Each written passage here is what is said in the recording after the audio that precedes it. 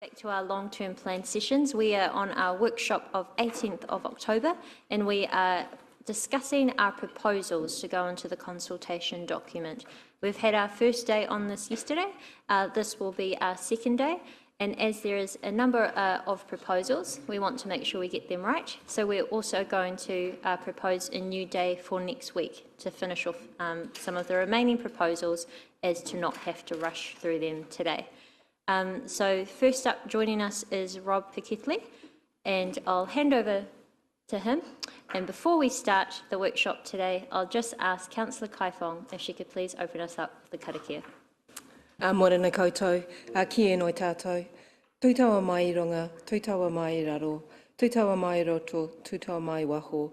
Kia tau ai te mauri tū, te mauri ora, ki te katoa, haumi e, hui e, tā ki e. Thank you very much. And just a reminder that our workshops are all live streamed for the public to view. The information will be uploaded on the website later, but please make sure that your phones remain on silent, and we will take a morning tea break about 11 and lunch about 1 o'clock. Without further ado, over to you, Rob Pikethley and Stavros. Morena koutou. Council, thank you for the opportunity to bring a number of proposals forward this morning. The first one that we'll work on is some implementation of some of the findings from the Play, Active, Recreation and Sport strategy, or the PARS strategy, which you have had a workshop on previously. So what we'll do, we'll go through a series of slides, not too many, but basically, as you will recall, the PARS strategy has identified through the lead-in and the work that was done prior to that, that we've got a reasonably significant deficit in sports field space, indoor courts and support facilities across our open space network. You know, we know from our winter codes when we surveyed them in 2022 that we were around 30 hours a week of supply for sports fields. Now, when I say 30 hours a week, what does that actually mean? A reasonable quality sports fields will give you 10 hours of play and training on it a week without deteriorating to decrease the level of experience for those using it. So 30 hours sort of suggests that we're about 3 sports fields short, assuming that they're reasonably good quality soil fields.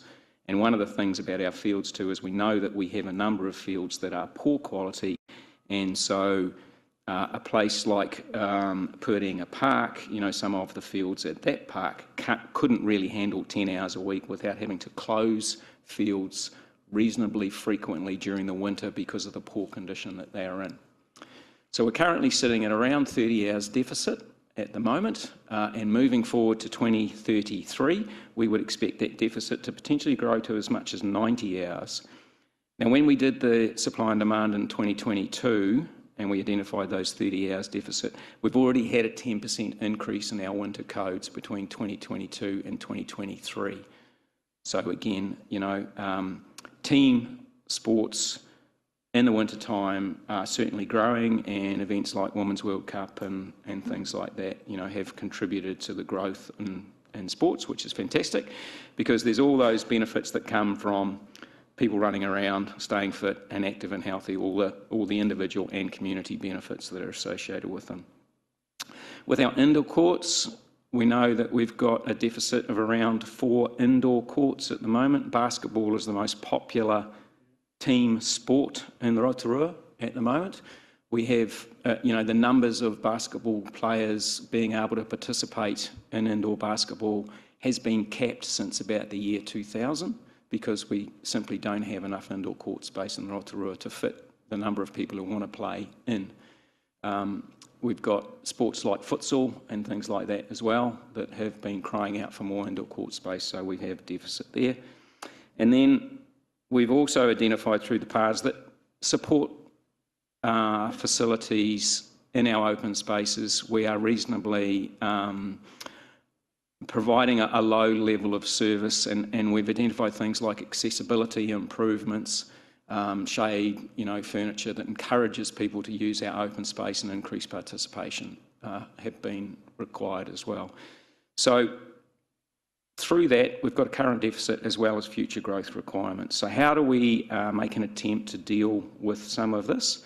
Now, the first one that we have brought to you, which is what we consider to be a reasonably low-hanging fruit for us being able to make a reasonable gain in some of these deficits, is the proposal around further investigation and actual implementation of turning the western end of Rayboard Park at the end of Titoki Place into a playing area.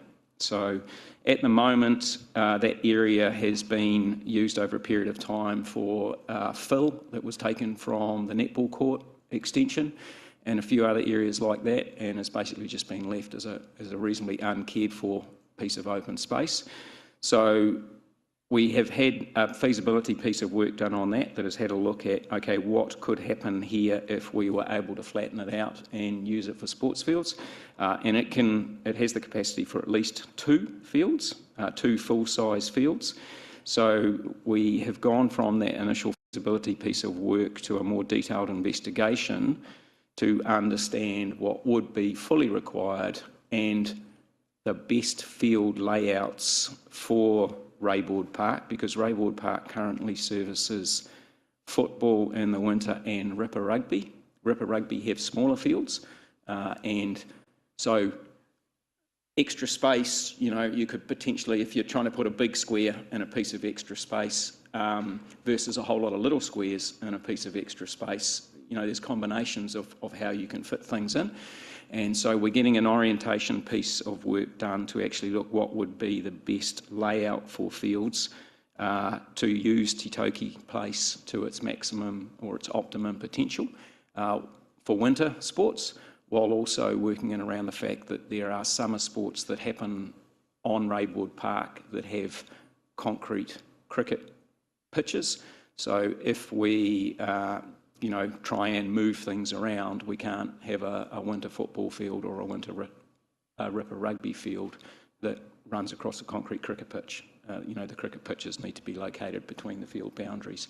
So we're getting the orientation piece of work done at the moment, and we're getting the more detailed design and investigation type piece of work to understand a full suite of what is required. The approximate estimate, or the concept estimate from our consultants, which are nationally renowned for sports field management and provided a lot of information to Sport New Zealand for their collation of what is required, have put a $2 million price tag on that, which would allow us to develop Titoki Place for sports fields, whether they be Ripper Rugby or football. It has also catered in the fact that there will be parking facilities needed at that end of the park and lighting as well for increasing winter training. So that's the Titoki piece, which we've suggested that we fit in the first 3 years of the LTP, a $2 million investment that would allow us to develop those fields and increase our winter deficit by what we suspect to be at least filling in 20 hours. We've also identified that through our sports capital program that there is work to do on additional fields as well. So we do have some capacity within our existing field network to make improvements. We've recently been doing lights and irrigation. And so we would carry on that on our existing fields to look at where can we put lights on fields that will provide more training time where those fields can handle more training time. Where can we put in irrigation to take away some of the winter problems, drainage to take away some of the winter problems. Where can we irrigate, because actually irrigating provides a far better summer condition which goes into the season with a much stronger field. And so irrigation and drainage go hand in hand for being able to provide a more robust surface all year round. So that's those ones on Titoki Place. To understand what else we need in terms of meeting the long-term deficit, we need to do more work on that. So we're currently working on a piece of work with external consultants at the moment to understand what our current supply deficit part could be met by improvements to our more detailed investigations, by improvements to our current fields. You know, we know from previous work that we think we've only could potentially grab 5 hours here or 10 hours there, and that was from work done in 2019. We're now doing that in more detail to actually get some real numbers around what we can do with our fields, and you know, there's a raft of options simply around things like lights. If lights are situated in better areas on training facilities rather than playing facilities, we can potentially work those areas harder and therefore keep playing fields in higher quality condition. So there's a raft of options that we're trying to explore, or that we are exploring, to understand where we can get the best bang for bucks in terms of what else we can do with our network before we have to acquire further new field space. So that's the piece of work that we're doing there, and that's around that current field investment. If I may, Madam Chair, just in a very brief summary, there's a recognition that the demographics and demand for sports facilities are increasing in the districts. Our future development strategy will further define and refine that kind of demands. It is important to focus attention on continuously improving what we have in terms of maintenance and small upgrades. In other assets, we call them sweating the assets as much as we can by gradually improving them. At Te Toki Place, obviously, we've got a readily available opportunity to achieve some tangible capacity improvements over the next 3 years. However, the longer-term approach to provision of sports facilities and the demand needs to be guided by a whole range of other considerations, including where, how, collaboration with the private sector if possible, but also we feel that it needs to be aligned systematically with our future development strategy to where the population centers will be, what the demographics would be, and therefore, in the short term, for this LTP, we propose that we focus attention on to improve maintenance and upgrades of existing facilities, create a couple of new facilities in Te Toki Place, and then gradually assess the long-term pressures and demand, and then report back to the Council in subsequent LTPs as to how to address our future capacity demand. And we'll leave it at that. Thank you. Thank you, Stavros. So that's the. So I've put up the option slide effectively for Te Toki Place there, and basically we can either continue with our status quo and not investigate additional fields, or we can actually start meeting, use some of the land that we've currently got to make a reasonable hole in the supply deficit that we've got at the moment, while still doing some additional work on our existing fields.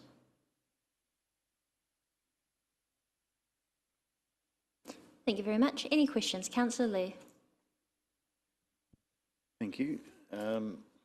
Gentlemen, I think I may have raised it once before. I had a conversation with a turf specialist who gave me the impression that we are under-fertilising our fields, particularly Paringa Park, and if we were able to fertilise the parks more, then the grass would be lusher and obviously be able to get more hours per week out of each field. I don't think I saw any information about investigating the increase of fertilisation of the fields in your work. Is that going to feature? Yes, it will. I mean, we have we've just done some recent investigation on that, because yes, there was a question around fertilising Paringa Park and how we sat within the full nutrient regime of the lake catchment. There's been some changes in terms of rural versus urban area requirements, and so we're just assessing those at the moment. I mean, technically we have a large amount of green space that we, you know, if I liken it to a dairy farm, you know, there are options that we have within all our green space as to how we might manage our nutrients. And so that's part of just us understanding that, because, you know, how we sit in the urban versus rural, and also how we manage our total package. So we will be doing some work on that. I think Puringa Park has other issues rather than just fertilising as well, because we've also understood, you know, some of the drainage issues, and even simple things like dethatching and things like that, which could be a way to improve the capacity of an area like that. Yes, it would be good to see the parks sweated, so to speak. Thank you. Councillor Patterson. Thank you, Your Worship. Thank you very much, gents. Just a couple of questions. Firstly, Titoki Place, didn't we approve that for going forward recently for this year's annual plan? We approved the next step to actually to fully understand what was going to happen there. So that's my recollection of it. So we are carrying on doing, you know, that investigative work, but actually we don't have within the annual plan $2 million for actually turning that area into sports fields and car parks and lights and things like that. We would need to put that in the LTP. Right. So the 1.2 million that was in the annual plan, where's that gone? That's for the Westbrook and Rayboard Park improvements. So that is going into lighting on Stadium number 2, which will increase the capacity of that field. It's a new toilet block and further work down on Rayboard Park as well, and it's looking at there's potentially some work on the other side on Smallbone around hockey lights and things like that. So that 1.2 million is going into what we had planned in our previous long-term plan for improvements, where we will get you know, increases in supply. And I understand from my recollection, the previous CEO mentioned something about drainage, wastewater infrastructure, because there isn't any. Is that included in that? Stormwater? Yes. Sewage? Wastewater is a reasonably significant issue for change and toilet facilities at Rayboard Park, because the park is very large and the nearest sewer line running past it is quite a long way away. You know, so those sorts of facilities in a place like that can be, the actual plonking the building there is not necessarily as expensive as sometimes connecting it up. That's right. Yeah. Okay. Thank you. And then you mentioned maximising the facilities that we already have. So where are we at with Linton Park? There's still some legal discussions going on with previous clubs and things like that. What's happening with that? I think that's probably, I'm wanting to ensure we can ask as many questions as possible. That's probably outside of the scope of this proposal. But if you want to come back to us at a later stage with that information.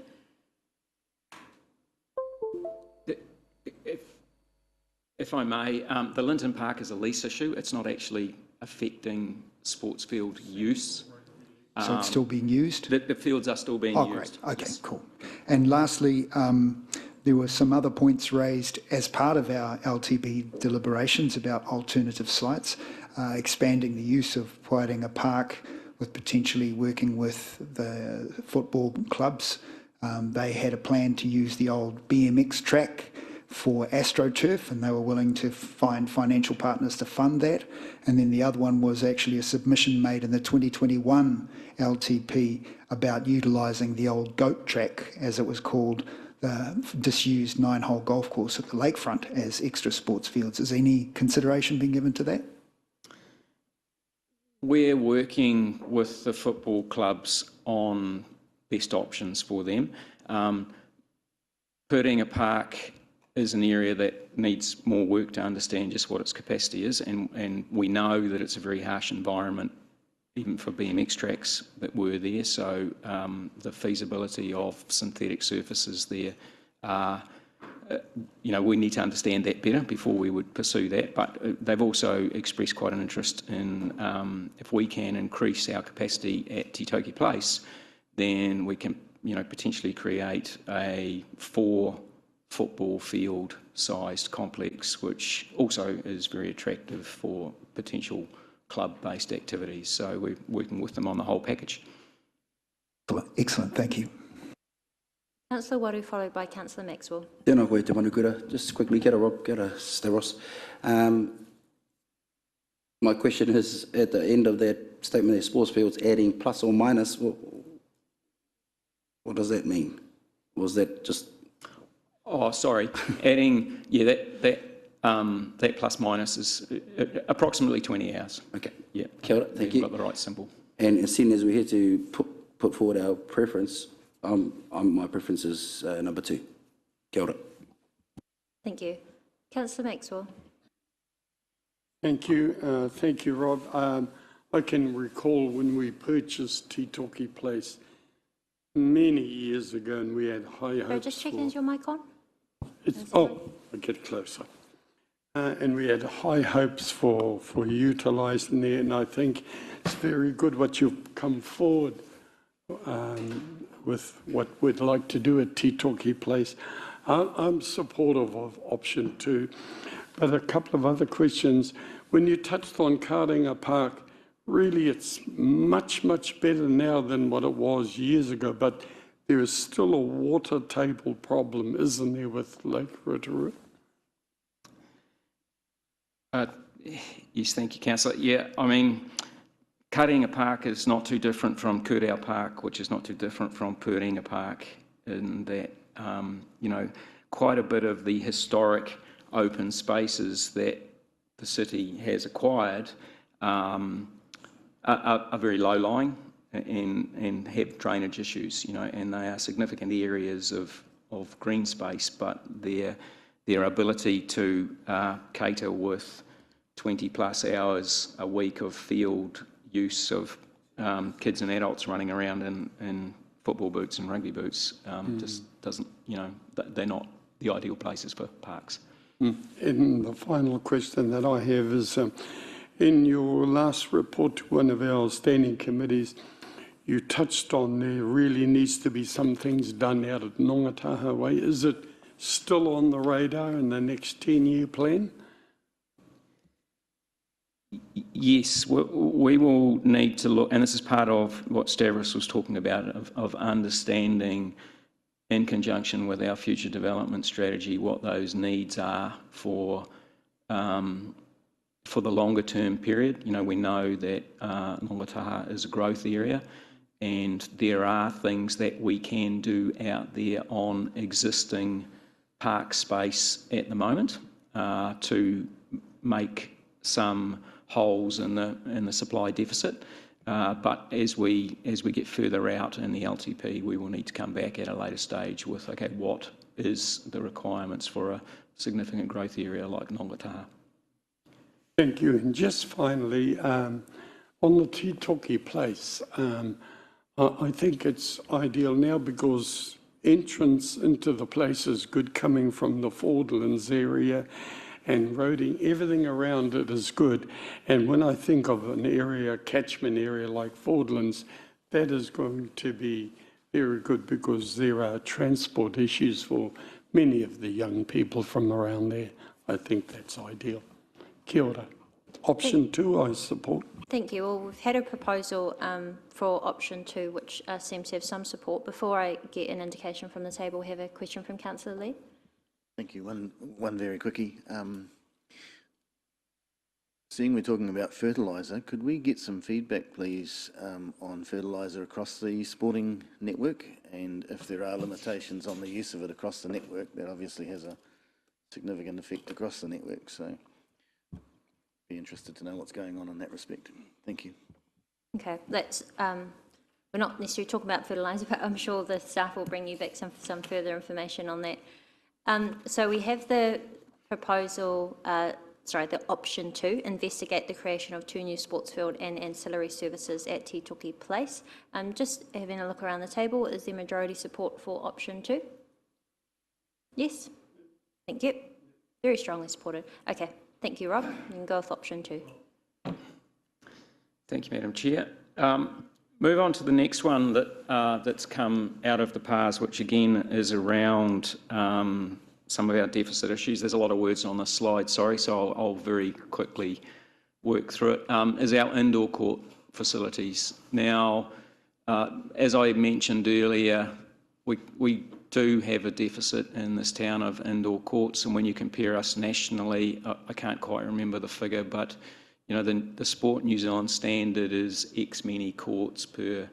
I think most cities should be aiming for a court per about 8,000 or 9,000 people, when we're currently in the courts per sort of 10 to 12. I think so it's a feature of Rotorua, unfortunately, that puts us what would be considered below the average for the court supply that we have. Plus, we have a very active indoor court user group in this city as well.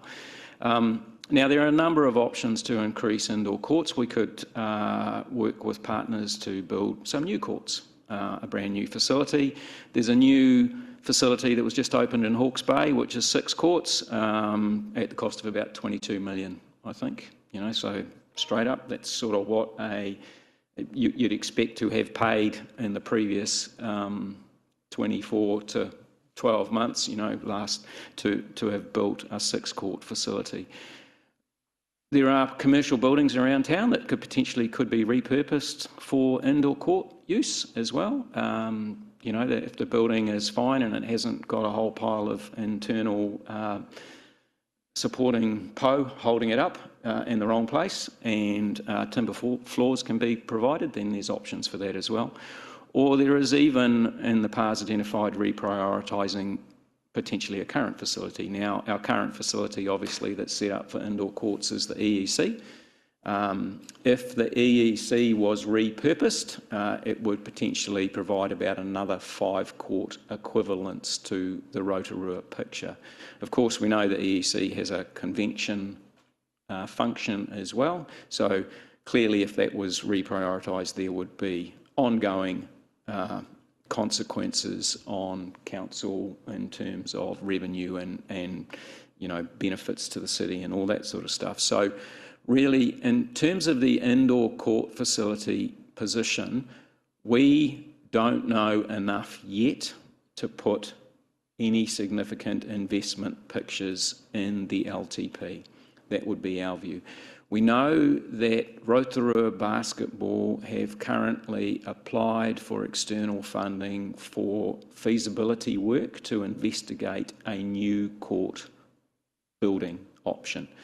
Now, we've suggested that in the LTP, that we would want to be part of that feasibility and business case work understanding as well, because we want to make sure that if they are looking at a new court option, it's well done, it's understood, and we can get a very clear investment picture, whether that's council's investment picture or third parties or whatever the mix might be, moving forward. We've also suggested, and I'll throw the options up now, that we do more work on investigating options to increase court facilities. So we need to understand a bit more about what a new build might be, but we really need to do, a piece of work to understand those variety of options in terms of what else is out there in the existing building space, what would happen or what would be the consequence if there was a suggestion to repurpose something like the EEC, because that's a big change, and I think we could all understand that there would be a number of flow-on effects of that sort of change. So we really need to put some effort into understanding that. So this is a piece of work that in the indoor court space we don't know enough yet. We should use our early part of the LTP to help identify what could be done for supplying new courts. We can also be working on some of the other PARS suggestions, which don't include a capital spend, around more efficient booking, working with the other court suppliers, because the the council supplied courts are relatively limited when we go to school gymnasiums and other facilities like that. You know, how can we potentially work with some of those other court suppliers to try and get increased utilisation or support for them to make those courts more freely available for community sport. So the suggestion there in this LTP is that we actually invest a little bit of money but actually understand what we need and what our options are, so that when we go into the next LTP we're in a far better picture. Madam Chair, just to reinforce what Rob has said, we recognise the deficit of indoor sports facilities. We do not have enough information at the moment to do a feasibility and realistic proposal, to council. I think our preference as officers is that to allow some flexibility to the investigation, so that will inform future council decisions. It may involve direct council involvement or partnership with the private sector or collaboration with other sports codes. But at this point in time, our preference would be to allow an appropriate time and a small resource to investigate these options and report back to the council so we can make informed decisions in that respect. Thank you. Thank you. We seem to have strong support for option 2. I just have a quick question. If there were any future, understanding that this long-term plan, for 10 years is set in stone the next 3 years, will any future facility where a potential 25 million cost has come in, we won't look to build that within the next 3 years anyway? No. Okay, I'm getting a no. So with that being said, I'm quite comfortable with just the option 2 as well. Were there any questions on this item? Councillor Waru, followed by Councillor Patterson. Kia ora, te manukura. Just very quickly, the deficit of 4 indoor courts, is that deficit only just to catch us up to current level, to where we are now, not to... Okay, kia ora, thank you. I'm supportive of number 2. Thank you. Councillor Patterson. Thank you, Your Worship. Just going back to the Sport New Zealand hui that I went to at the beginning of the year, one of the funding criteria that they talked about was deprivation. We can quite clearly correlate the amount of, I guess you could say, trouble that's caused by youths who don't have things to occupy their time. And potentially in Rotorua we have a significant amount of that. So that could be a good leverage point for us to get some support from Sport New Zealand for that funding action. And also the other focus was on women and girls getting more active. So if we could grow that aspect of the game from basketball's perspective, that would be good.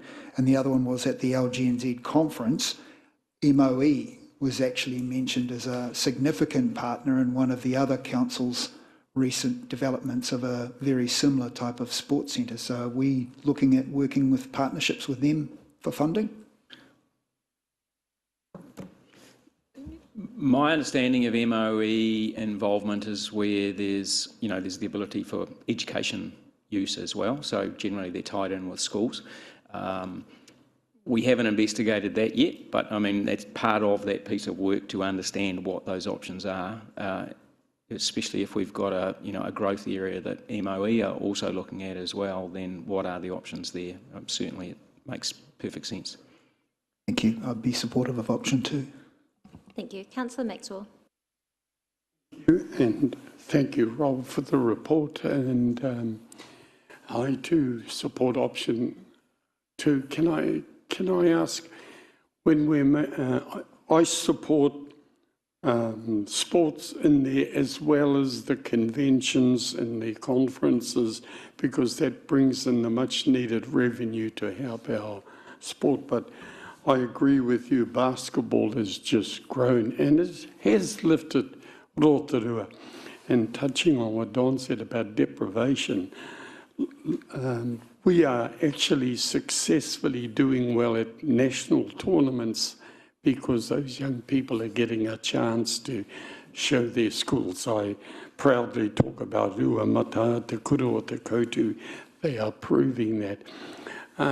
Are you aware also, I agree with doing the study and finding out that there are some people in the community talking about even if there was one more place that could be put up near the energy centre on Whakaua land, and discussing with them that they're looking at that as a very viable option. If you can keep that on your mahi, the work that you're going to do to bring that one on board too. Certainly, yeah. I mean, we know, you know, the areas that have been talked about actually include gifted reserves. So we would need to work with our partners on any potential site for it. But again, I think it's quite a way down the track. Councillor Kaifong. Thank you, Chair. Just on the previous slide, so the cost you had anticipated potentially would be something like 25 million if you were to build an additional 6-court facility, but then the option was to use the Energy Event Centre. So it would just be a question of making sure, so whilst I would support the investigation, that we also do this piece of work in conjunction with the work that's been undertaken around the event and venues rationalisation strategy, because if the option was to repurpose the Energy Event Centre, then the cost to build a new convention centre is likely to be significantly more than $25 million. So just wanted to make sure that the two pieces of work are actually going hand in hand, not in isolation of each other.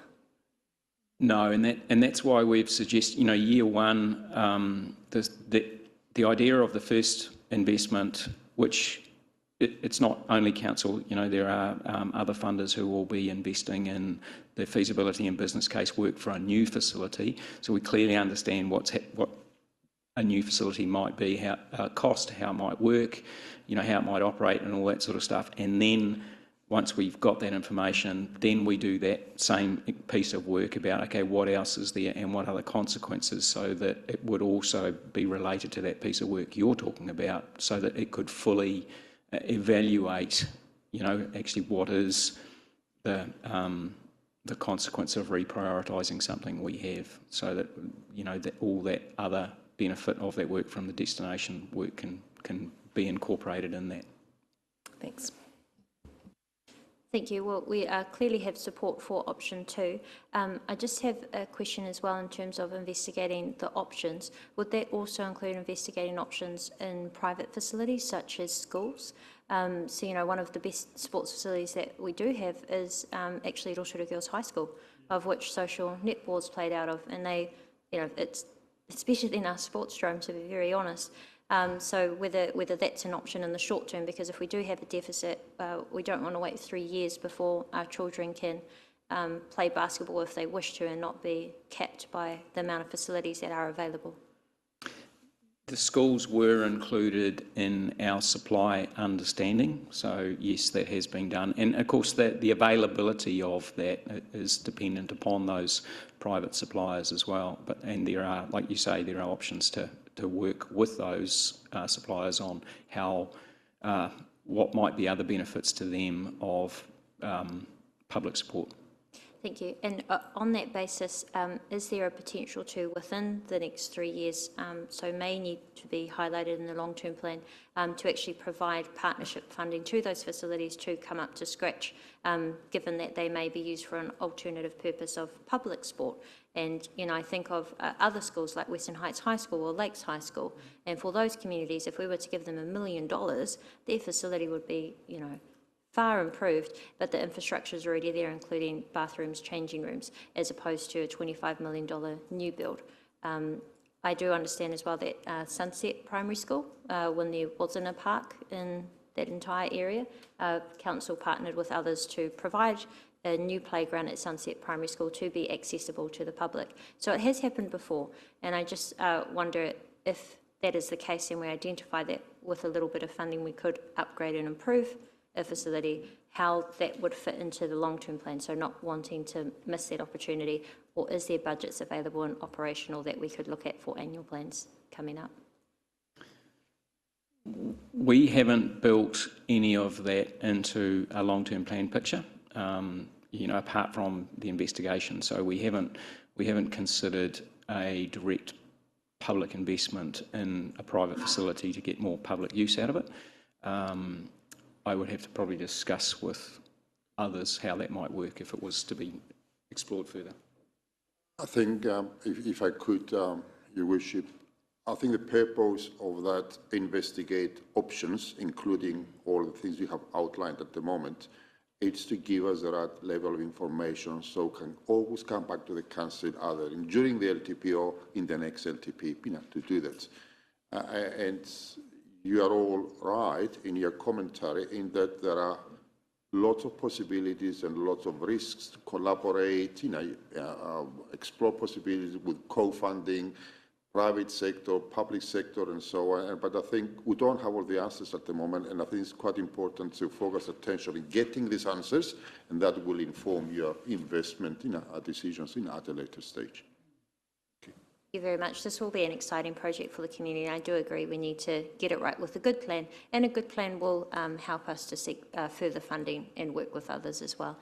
So we have clear support for option 2. I'll just double check around the table. Yes? Yep.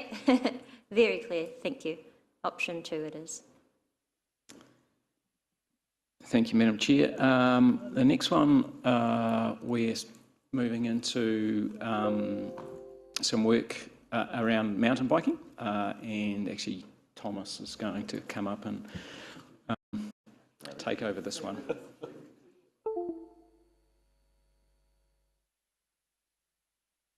I'm sure it's no surprise that I'm presenting this, so with Rob's help.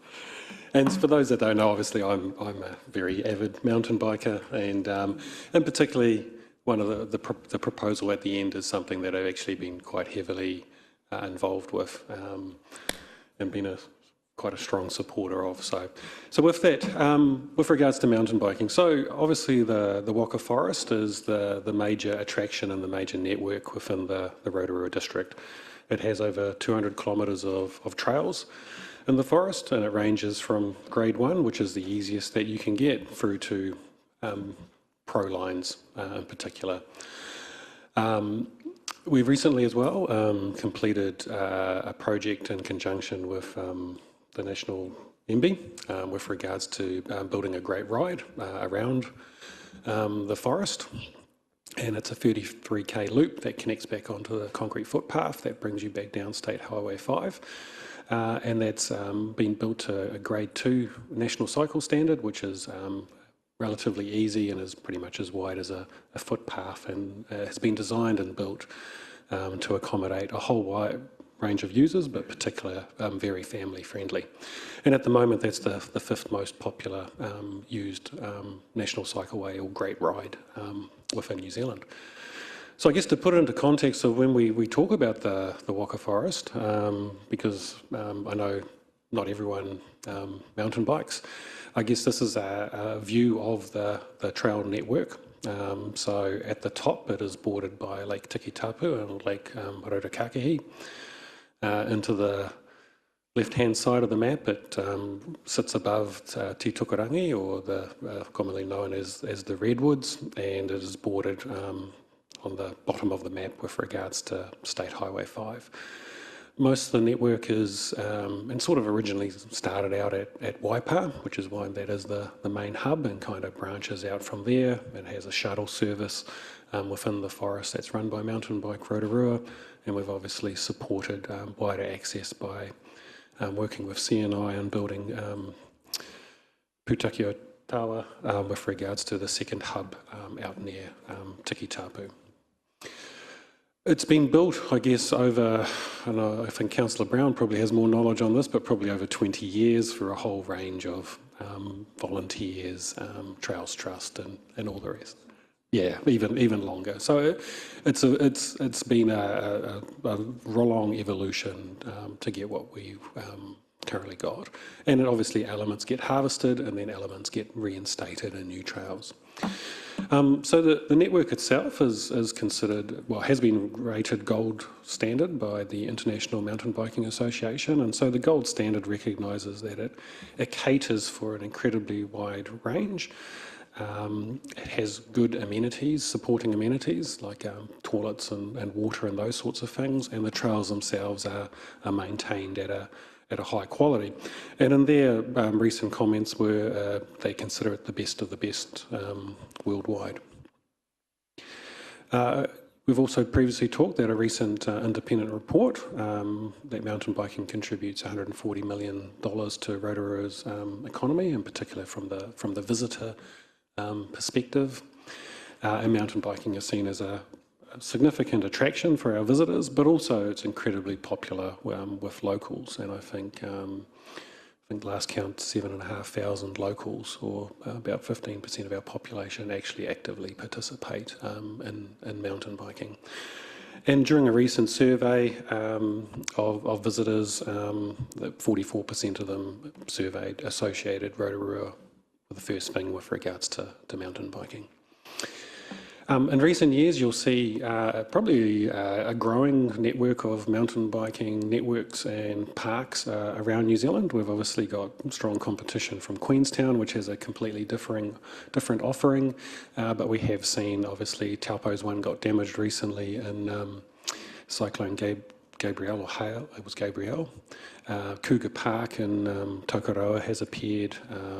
Whangamata, his network is expanding, Kirikiris is growing, and throughout New Zealand it's been seen as very popular with regards to not only for locals from a recreational perspective, but seen as a good tourism opportunity for districts. And we have seen an increase in the number of parks coming around in New Zealand. On most weekends, the forest is pretty busy, and obviously when the weather is good, and you will see a whole range of users, and from beginners and families through to pro athletes. I think there's a bit of a perception that it's mainly popular for pro athletes and the sharp end of the sport. However, you'd probably be surprised that when you are in the forest these days, particularly with the advent of e-bikes, that by far and wide the majority of the users are just normal folks enjoying riding through the forest, and families in particular. So we do currently support the mountain biking through the $250,000 per annum investment, which is used to help either provide and improve amenities, water supplies, toilet blocks, trail renewals, new builds, and those aspects of it. And that fund also has been historically used to support walking tracks, stair rebuilds, those sorts of elements.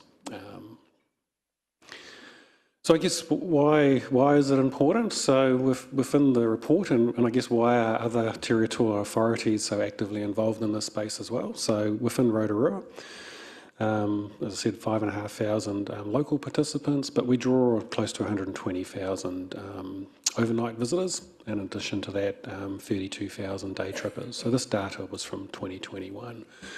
And what we've noticed is that from a visitor perspective in particular, those that are coming here directly for mountain biking are staying generally longer, 4.1 nights on average, versus an average other tourist that comes here to do other things. They're also, from their spend, on average, they tend to spend more as well, and spending more than double on average from those that aren't visiting from mountain biking. And then when you look at the Rotorua economy with regards to the number of bike shops that we support, and mechanics, and supporting industries, and tour guides, and training, and even Mountain Bike Rotorua, Trails Trust, all those sorts of elements, they actually make up close to a third of all the jobs in the tourism business related industry within Rotorua. So obviously it contributes a significant proportion of our tourism dollars and jobs.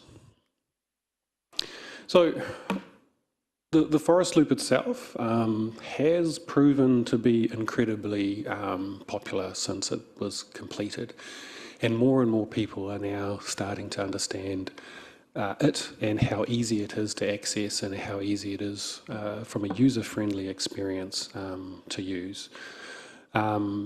It uses, unfortunately, part of the old National Cycleway that was built pre-GFC, the concrete footpath that goes out to the next to State Highway 5 as a return. And then within, around the loop, it traverses some quite interesting and cool places. And so what has been identified, and particularly of some of the feedback, is that the majority of the feedback is incredibly positive, and in particular around its scenery, but the most of the negative feedback, which is not a lot of, focuses on the return experience with regards to you're riding against traffic next to a state highway. And so people have been actively working on finding and identifying alternative ways of dealing with that. So the forest loop itself is highlighted there. So the classic starting point is Waipa, but you can actually access it down Te Tukarangi Drive, Putakio Tawa at Tikio Tapu as well. And so what it does is it traverses around the forest network, and the course itself and design has been chosen to maintain an easy grade, to keep it user-friendly, and to try and go through some of the most natural visual aspects of it. And so it does climb out of Waipa and go through redwood stands and all the rest. It traverses along the Te Tukarangi face, so right above the redwoods there, and you get vistas across Rotorua. Then dives down and goes along Lake Tikitapu, and then probably, in my view, the jewel of the crown is Kotukutuku, which sits above Lake Rotokakehi, which is about 5-6 kilometres long of quite a stunning piece of trail. And then it comes back out and connects to the network at the state highway, and brings you back to Waipa. So just, I guess, some of the imagery. Some of you may have done it, some of you may have not. So on the left there is actually, that's within 2 minutes of leaving Waipa. As you climb up towards a gentle climb, kind of next to, over the other side of the hill of Te Puia. On the right-hand side is one of the quite popular vistas of Lake Rotokakehi, and in particular on a beautiful still day where the lake is like a mirror. It's absolutely stunning. And at the bottom there is one of the lookout points over the Te Tukarangi face, and you're looking out across towards Linmore and the airport. So why is it important? Well, we have been surveying, and so what we've seen is close to 60% of the users of the forest loop are visitors to the area, and the other 40% are locals. So it has a good mix. With regards to those that were visiting and why they chose to come Rotorua, and that's in that bottom sample, actually 66% of people came to Rotorua, just of those people surveyed, to come and ride the forest loop, and the others obviously had other reasons but chose to do that as well. So it is therefore seen as a destination attraction, similar to what a lot of other great rides do around New Zealand. And those that do come for the forest loop generally stay for 2.2 days. Now, a little bit different from obviously the 4.2 that we talked about before, because the 4.2 generally covers, as well as a lot of families that stay longer for the more general mountain biking experience.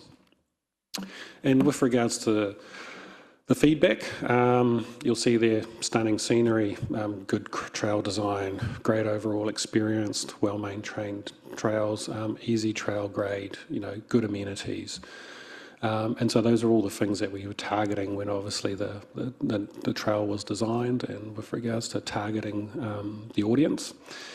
And then when it comes back to the negative feedback, you can see there that the overwhelming feedback is the State Highway 5 concrete path. It really changes the experience. You can hear the noise as you come over the hill in Baha, and you're biking against the traffic with trucks and a whole range of things coming at you. And then there's some other minor stuff as well. And so what we'd like to do is, and what parts of our community have been doing, is actually working on finding an alternative way of addressing that concrete footpath. And that was something we knew we'd eventually have to deal with when it was proposed and when it was being built. But when the loop was being built, it was advantageous to leverage it against the existing cycleway that was there with regards to funding. So what is being proposed is to build about a 7k trail back through the forest from Waipa Mill Road back to Waipa. Members of the Rotorua Trails Trust have already got a concept design with regards to where that trail would traverse and how it would look. And there's some discussions ongoing with the landowners of Mana Whenua around approval to do that. And there's also been identified that around the Waipa State Millside in that area, there's a lack of amenity with regards to water supply, but in particular ablution blocks. And so we would like to tackle that as well. And so combined, it's about $500,000. Now, those eagle eyes that'll look at that green line will go, Thomas, you've drawn that line going through Red Stag. That obviously isn't the case. I'm not sure the health and safety issues with that, but so the line's not quite right for those eagle eyes that'll pick that up, but it is indicative of how it will slot into the forest parallel to the state highway and draw you back to Waipa. And so the proposal is, or the recommendation is to just maintain the current level of funding that's in place and to leverage the first year's worth of funding and target external funders to bring that total up to $500,000 and to focus the funding in year one on addressing the forest loop and finishing that to the whole loop to the standard that we'd expect, and to continue leveraging that high use, and hopefully we move from the 5th most popular to the 4th to the 3rd and into the future that we go. And that in future years the funding stays in place to continue to work closely with the Trails Trust, the Forest Recreation Group, Mana Whenua, to ensure that the strategic nature and direction of that forest maintains and the trail network and the amenities stay at the level required to retain and maintain our gold standard.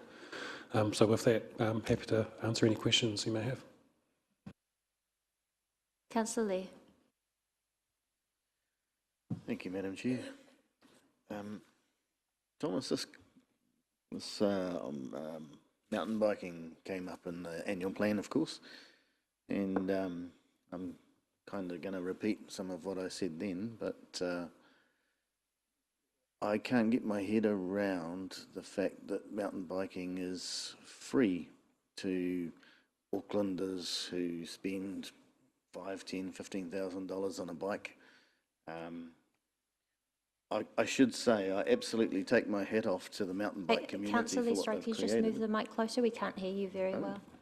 Thank you. Okay.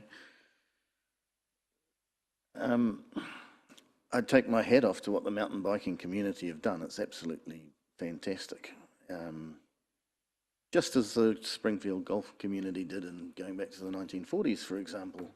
But I don't get to play around a golf without paying a fee, or I become a member of the club or something.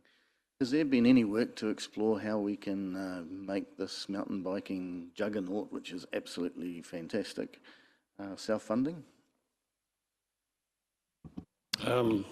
I guess, Councillor, the focus on the presentation and the proposal was obviously the councillors asked the question around what could more investment look into this space, and that was targeted in that way. I guess the question, I'll try and answer your question in a slightly different way, and I guess I'll draw you back to the economic impact and the nights and the jobs and the creation. So, you know, a third of our total tourism workers and businesses are in the sector. It generates $140 million a year out of the total, I think, tourism spend of, I think, 200 or 300 million out of the total. Accommodation providers benefit, and so it generates a lot of economic activity that obviously drives value that we capture through rating, and I guess it pays for it that way. In addition to that, what you see in front of you is not on our land. So we're actually, none of that is council land. That is all, we have the privilege of being able to use that from CNI, North Island Iwi Collective. And Timberlands, who are the operator of that, has been very gracious with regards to when they do their harvest operations of not closing the forest and allowing the activity to take place.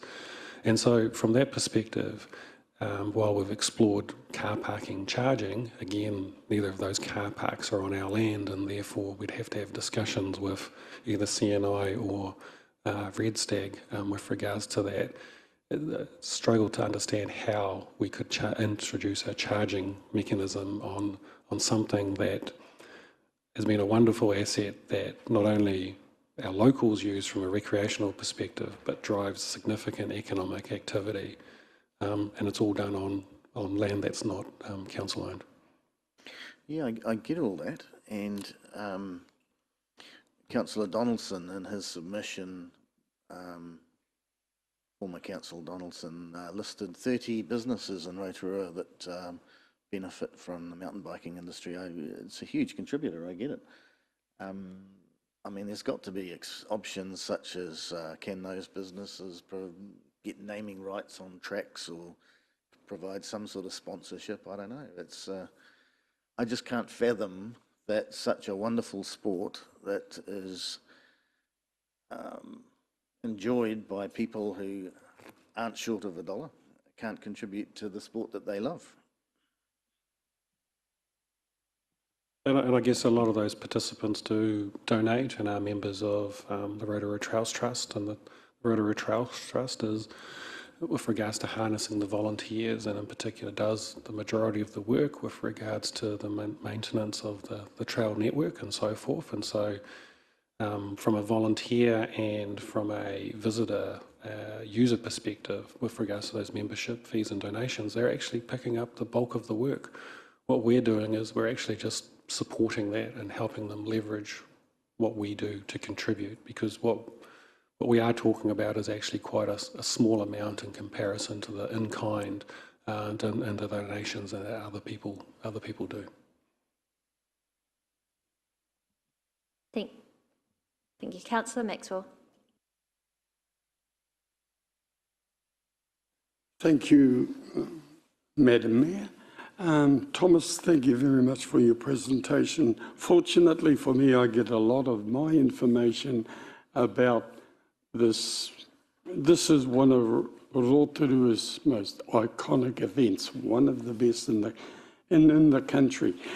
The question I have, if I can go back to the slide with the yellow line and the green line, please.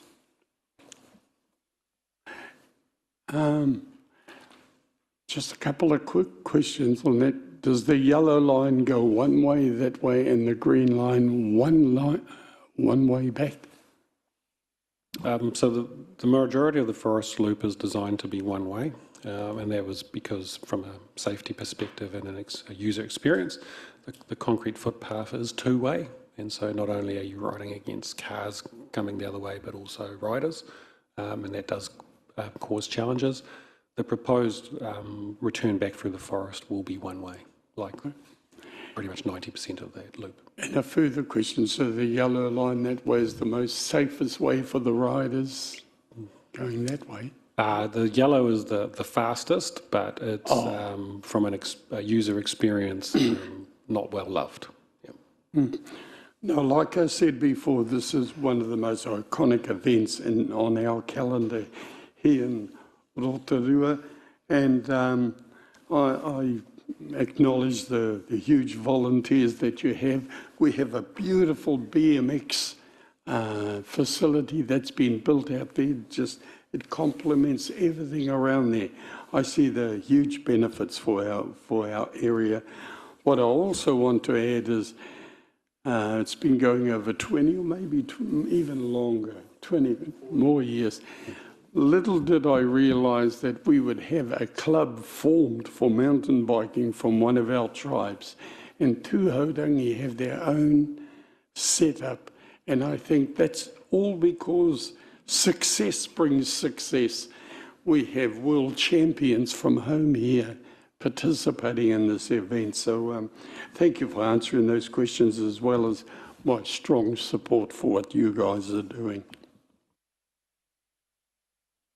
Thank you. Councillor Waru. Just to sort of get straight to the point, I suppose, are we saying the preferred option is to keep funding as per status quo, and we will look to seek external funders to bridge the gap with regards to the proposed 500,000 in year one. Yep. Kia ora. I support that, and just acknowledge to the, the contribution around the whenua, tūhaurangi o Ngāti Wāhia, Ngāti Whakauē. Yet another thing that Te Arawa contributes to giving. Manaakitanga, kia ora. Thank you. Councillor Patterson. Thank you, Your Worship. Just looking at that map, just wondering, the dark grey line that's in between the yellow and the green, is that a forestry road? Yes, it is. Yep. Okay, cool. Thank you. I just have two quick questions. Do we have demographic information on the 40% of locals who mountain bike? And is part of this funding able to be used to ensure accessibility to mountain biking for all of our community? I don't know that we do have demographics. We do. I would have to check the New Zealand Cycle Trail survey information. In terms of accessibility, the loop has been created to be something that accessible bikes can use, and actually it's the only accessible cycle trail in New Zealand of the 23 NZCT trails. I have no doubt that a return off the concrete footpath through the forest would be built to the same level of standard so that the loop can be maintained as an accessible cycle trail. I guess with regards to access for our population into the use, some of the local businesses are actually active in growing that. I know a recent example is, and it's something that Mountain Bike Rotorua has done, is a program they've called Share the Ride, where they get sponsorship from Giant New Zealand and introduce families into the forest, give them training, take them and use that experience, and at the end of a program they're actually donated bikes via Giant New Zealand. So there are some of those programs in place with regards to that. That's not something we're suggesting to participate in, but if that is something council wishes to explore, we could look at that as well. Thank you. Yes, I'd like to strongly suggest that if we can get an understanding of the demographics of all the people using the trails, about 40% are local, are we ensuring that a diverse range of our community is able to access it? Mountain biking to many in our community is not accessible for those on a low income and potentially even on a middle income. So we'd just like to ensure that money that's going into this is also, we are also assisting others to access it, which leads me to my second question around what does the $250,000 each year for the next 10 years go into? Is it trail maintenance and facilities? So it's a mixture of both. So currently there's a program of work, and historically where we've dealt with walking tracks, also some horse tracks and mountain biking. So we target things like Dipper, which is the part of the learner network with regards to resurfacing when it gets to a point where it gets out of grade. We support the Rotorua Trails Trust with regards to doing the resurfacing work. If a harvesting cycle comes in and trails are lost, then we can and have funded part of those rebuilds as well. And there is a strategic plan with regards to growing the network as well, because once you're at the top, you need to continue investment to stay at the top. And so we do also fund new builds as well. The focus has been on across all the trails, not just one size or shape. It's a recognition that the network itself has to be accessible to all types of riders, not just technical riders versus easy riders. So it's a wide distribution. Also recently dealt with water supply issues where the water regulator removed access to untreated water, and so dealt with elements like that. Thank you. I do see that Councillor Brown has a question. Sorry, just one final point. $250,000 is not an insignificant number. It appears that it would be higher than what we do invest into other facilities. Examples like we have an international stadium that could do with a bit of love. However, if we focus back on this, I am also happy to maintain that funding, but just a question around whether it would be ring-fenced to mountain biking only or open to all biking codes such as BMX or potential pump tracks in future. Yep, so the fund itself is called the Active Recreation Fund, and it is predominantly used to support activity within the Waka Forest and Titokarangi Triangle. So it does cover both walking, running, horsing and mountain biking, and historically has been used to support all of those. What we are suggesting in year one is a targeted approach of that fund to deal with the the Forest Loop Great Ride. Thank you, and I am seeing that you are getting support for that option. We have a question from Councillor Brown. Thank you, Madam Chair.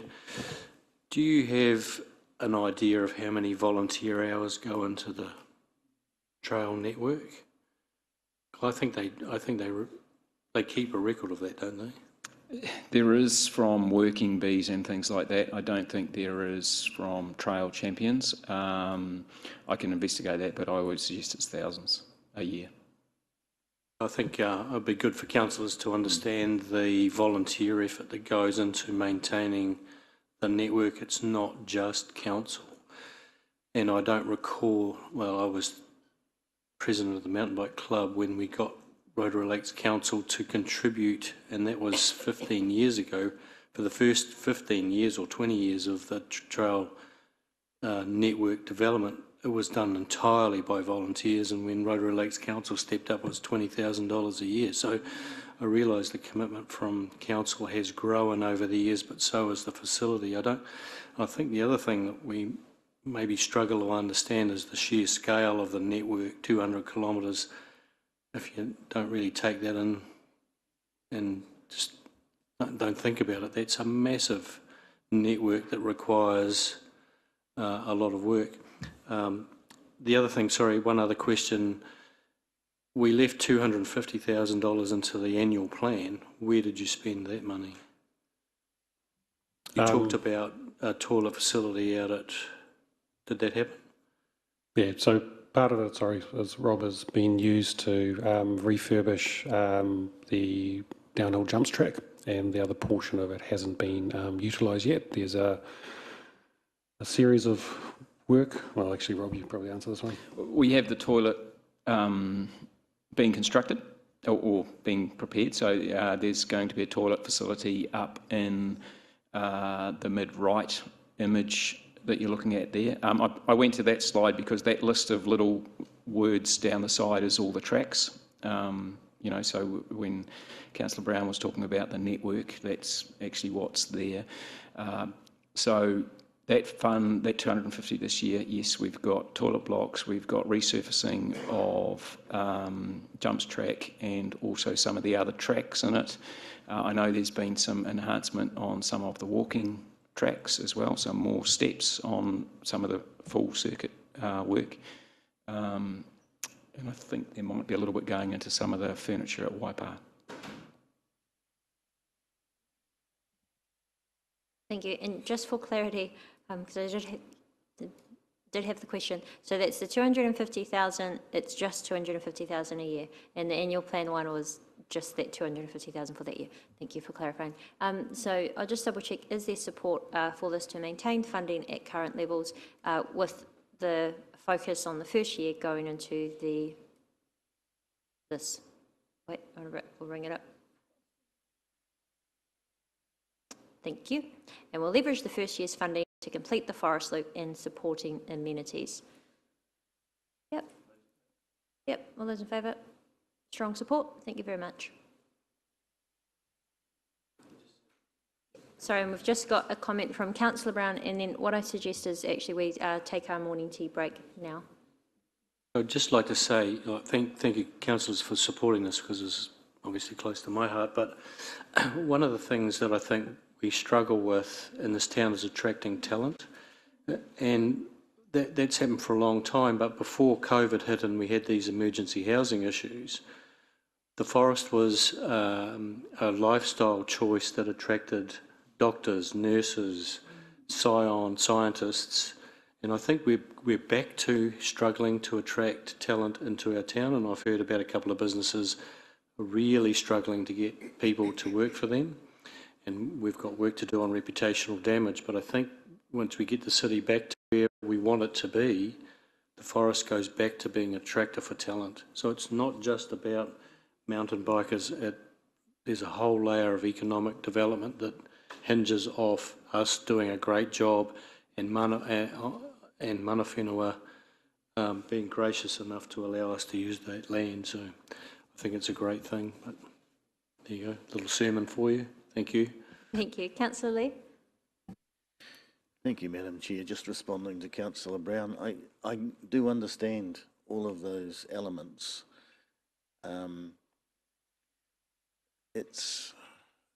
I think mountain biking would actually be better off and actually get more money if people from Auckland who are using it were contributing to the whole upkeep of the network.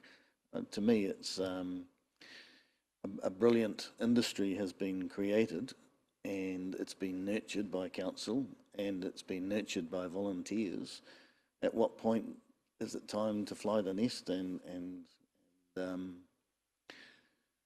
I think that mountain biking would have a bigger income if it was funded by the users than coming begging to council to subsidise it. I want mountain biking to succeed. Well, we have approved this to go into the RTP, of which, remember, this is just going into the consultation document, of which I'm sure we will receive feedback on before making the final decision. Final point by Councillor Waru. Yeah, just to follow on, we should be grateful to the Trails Trust for all the money they do, the volunteers and everything. Just want to acknowledge that. But also, 250K for a $140 million. If we just go strictly on numbers, which, the EWI, the number of EWI I mentioned before, could easily that's enough. If there was no more maintenance of the trail, we wouldn't want anything to be, te whakaparu with the whenua. So it could go like that, but we do it because it's hei paenga mo te katoa for everybody. So, kia ora. Kia ora, thank you. I suggest we take our morning tea break now. We will return in about 20 minutes at 11:15. Thank you.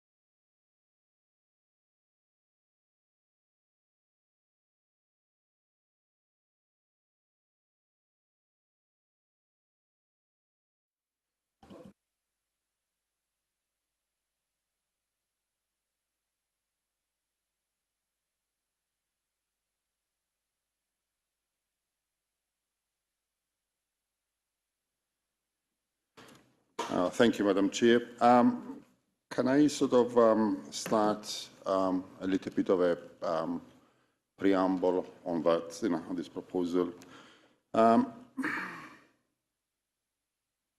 We see this as a statement of intent by Council.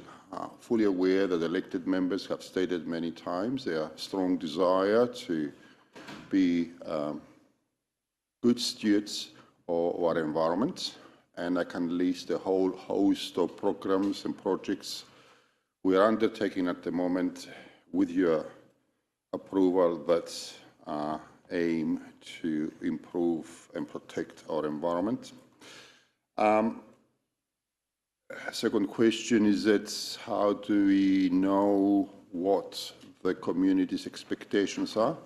Again, I would like to remind elected members that we are actively involved with many different groups, mana whenua, with regards to undertaking environmental impact assessments, cultural impact assessments for water takes, stormwater management, for wastewater management, waste management, and we have a good awareness of what the community's expectations are, and we can outline a lot of these documentations, that involve community intakes, and inputs into these expectations. Also, as I said earlier, the Council, through this proposal, make a stake into its environmental statement of intent. But if you put away all of this, both the community expectations, which quite well we're well aware of, and Council's intent, there are strong and compelling reasons why an environmental strategy and plan, it is important, because there is a host of new regulations that compel the Council to undertake environmental approaches because the risks are too high. I have outlined to elected members in August, as from the 24th of August this year, various environmental regulations put the risk of penalties of punishing non-compliance and outcomes in the millions for Council, and therefore having an environmental strategy in place, it will introduce the assessment of environmental impacts, and I don't make a big distinguishment here between environmental impacts and cultural impacts, because in our understanding, those two things are symbiotic. From our conversations with mana whenua, and I can outline our joint water concerns in East Rotoiti, Rotorua, Tarawera, wastewater treatment plant, water takes, stormwater management, all these sort of things are symbiotic expectations of the community. And introducing such environmental and cultural impacts into our environmental plan are significant criteria to be incorporated into all our proposed activities. We endeavour to introduce and make sure that concepts such as Maori, OTY, and other environmental effects are well considered in our proposals, and therefore this overarching framework of expectations should be immersed and embedded firmly into everything we do on a day-to-day basis, both for current activities and future activities. However, we also recognize that in order to achieve effective outcomes, it is quite important to undertake an evidence-based understanding of various options to continue to protect and improve our environmental outcomes in the area. And obviously, it's quite important to test some of these concepts, and therefore this environmental plan for the next LTP over the next 3 years basically outlines that in order to achieve the right evidence, to lead to the right interventions, and to lead to the right outcomes, it's quite important to be given a test. And we propose in here a number of pilot schemes, for example, the introduction of litter traps into our cesspits to control floating and material that enter into our water courses. We propose to use a pilot area and monitor the prior and after outcomes. We propose to undertake some more frequent sweeping of streets and emptying of cesspits more than our current frequency, and again, to undertake a prior and post those pilot schemes. We propose to undertake a pilot scheme for weed management, invasive weed management and eradication, in order to understand how this will have a beneficial use and what lessons we can learn from that. So we can use an XLTP 2427 as a breeding ground for these pilot schemes to inform our future approaches. But the most important thing is that by having an environmental plan that overlays all our thinking, all our multi-criteria activities that inform various projects and programs of work are an important response to known community expectations and also the emerging regulatory framework that poses a high risk for non-compliance for the Council. And therefore, that's the primary intent of this environmental plan. And my expectation, and I think as officers' expectation, is that the outcomes of these tests and pilot schemes will gradually inform improvements and additional works to be done in the long-term programs of the Council. So we outline here some modest investment for the next 3 years and beyond. However, I would expect after the next 3 years, information and evidence we've gathered probably will inform the next LTP. A lot of these programs, a lot of this investment will be embedded into our operational activities. We think it's not advisable to have standalone investments in that, because it's quite important for ourselves and our staff and our specialist advisors to understand that those things are very important components in informing our future approaches in managing our environmental outcomes. And at this point in time, for the draft long-term plan, we propose this approach. We propose, you agree, or the community considers an increase in a total OPEX budget over the next 10 years, which is an average of about $240,000 a year, to undertake those pilot schemes for the first 3 years. But again, if outcomes prove to be beneficial and effective, then in the next LTP, in the next 3 years, we'll come with improved programs of work. Thank you very much. Thank you. Oh, sorry. Yeah, sorry. Any questions? So we have option 1, continue to be guided by the plans in place and do not develop an overarching environmental strategy. Option 2, develop an environmental strategy to tie together all actions of Council to seek restoration and protection of the environment. And that is budgeted for $2.4 million across 10 years. Happy to move option 2, Your Worship. Thank you, Councillor O'Brien. I support that. Councillor Wade? Yep, I'm getting a lot of nods around the table, so that is supported. Question from Councillor Brown. Stavros, can you explain the seesawing of the funding? What's going on there? You would notice in the first 3 years you've got differing levels. The first year we invest a little bit more in a pilot scheme to install litter traps in our cesspits and do some frequent sweeping, and that will be embedded into our long-term national land transport program, because we would expect the NZTA to start funding contribution to that once we demonstrate evidence.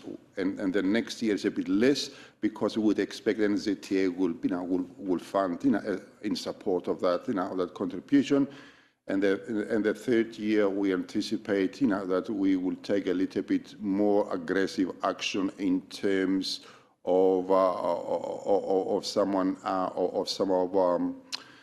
receiving waters areas in terms of monitoring, and undertake upstream and downstream monitoring, and understand the causal factors for any pollution into the streams. And then again, once we're convinced of that, then we'll expect to embed them into our regular operational programs. Thank you. Councillor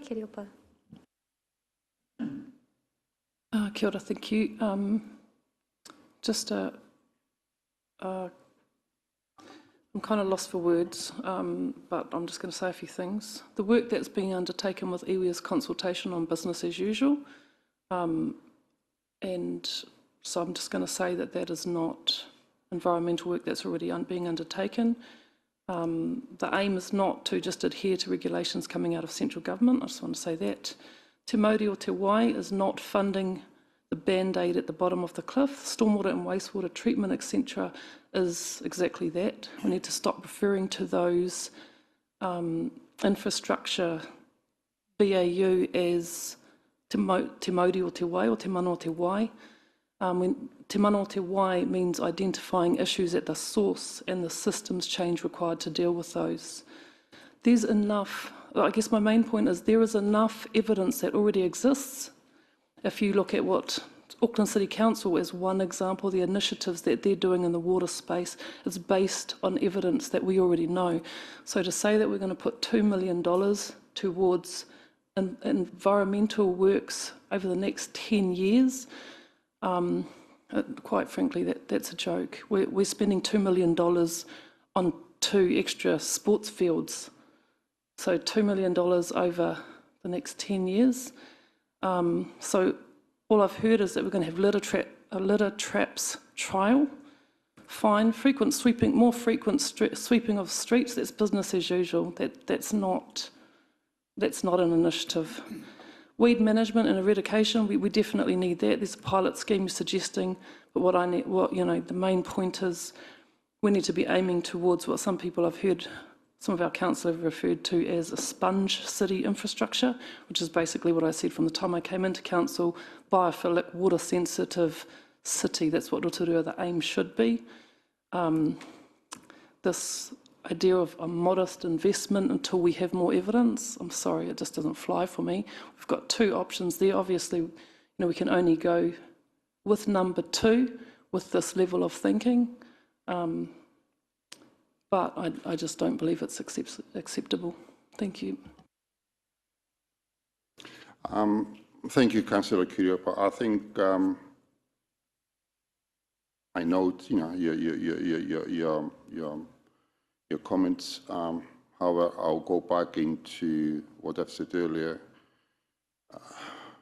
This is not the only dedicated investment in environmental outcomes. This council in the next 10 years will spend in excess of $700 million in programs, in managing wastewater, managing water supplies, managing stormwater, managing waste management, managing environmental road corridor activities.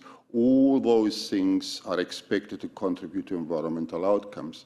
If we dedicate a component only onto what we label environmental outcomes, we miss the point that the council is investing hundreds of millions of dollars that have a consequential environmental benefit. Again, can I go back to Auckland, if I may? Yes, Auckland is a much bigger city, but can I ask you, all of us, to consider that Auckland at the moment is dealing with a 13-meter sinkhole where the sewage pipe has blown up and it's been spewing untreated sewage water into the environment for days. So I would suggest that a better environmental outcome for Auckland would have been to do better maintenance of sewage pipes than actually having a stated goal of which is, seems to be unfulfilled. Thank you. Councillor Lee, followed by Councillor Patterson. Sorry, if Councillor Patterson could go first, I'd appreciate that. Councillor Patterson. I'm comfortable with that. Sorry, just a point of clarification. Is there anything else coming up after this, or is this everything that we're being are there any actual projects or something that you would like us to discuss that perhaps we all raised, like ideas that we had of how we could improve Māori Te Wai, or is this it?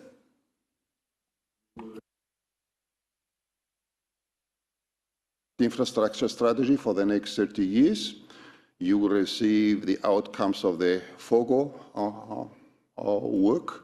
When you put all these things together, infrastructure strategy and waste management strategy together, you will find that as a significant volume or amount of investment you make in all these outcomes. and the cumulative effect of that has to be a gradual environmental improvement.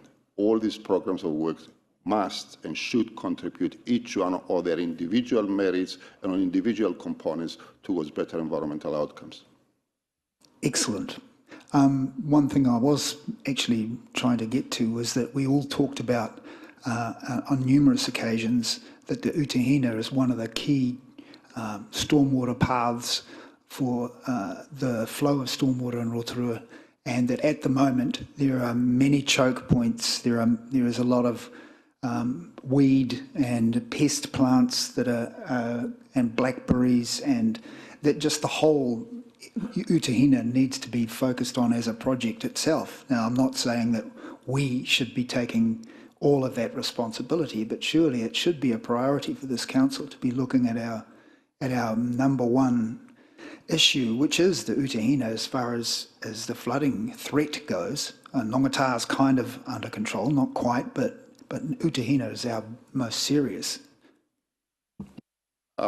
Totally agree with you, Councillor Patterson. I think in early October in the INE committee, I've made a presentation about our stormwater management master plan, and I have identified that water courses like Utahina require ongoing maintenance and optimization, require dredging, require enhancements, not just from the hydraulic perspective, but also from an environmental perspective.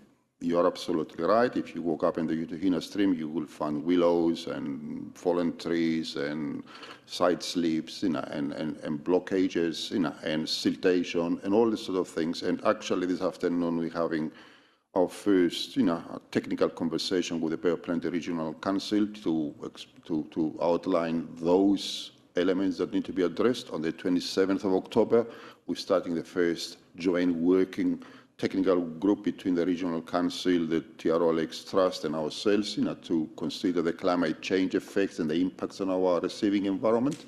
So all these are pieces of work that will lead to outcomes, and all these outcomes will lead to programs of work, and these programs of work will lead into your infrastructure strategy, your investment profile. I'm not going to pretend that we have all the answers and all the funding resources available at this point in time, but I'll be very strongly pointing out that your infrastructure strategy will outline a significant component of all the works we do that will achieve gradually these improvements. Can we do it overnight? The answer is probably not, but certainly over the term of the long-term plan and the infrastructure strategy, those environmental criteria and objectives have to be strongly embedded in our evaluation criteria for you to approve investment in these areas. Just carrying on for that, thank you for that clarification. I look at the success of the Waikawa Reserve Hannah's Bay Restoration Project. It was a joint council, Bay of Plenty Regional Council, Te Arawa Lakes Trust and Tātou Pōnamu, plus the Mana Whenua, as an example of what cooperation and partnership can achieve when everybody works together. And my understanding is that the pūtea involved wasn't a hell of a lot from our side of the fence. I could be wrong there, but then I look at, I made a suggestion of perhaps what we could do with Kuiro Park as another opportunity, which Kuiro Park is underutilised.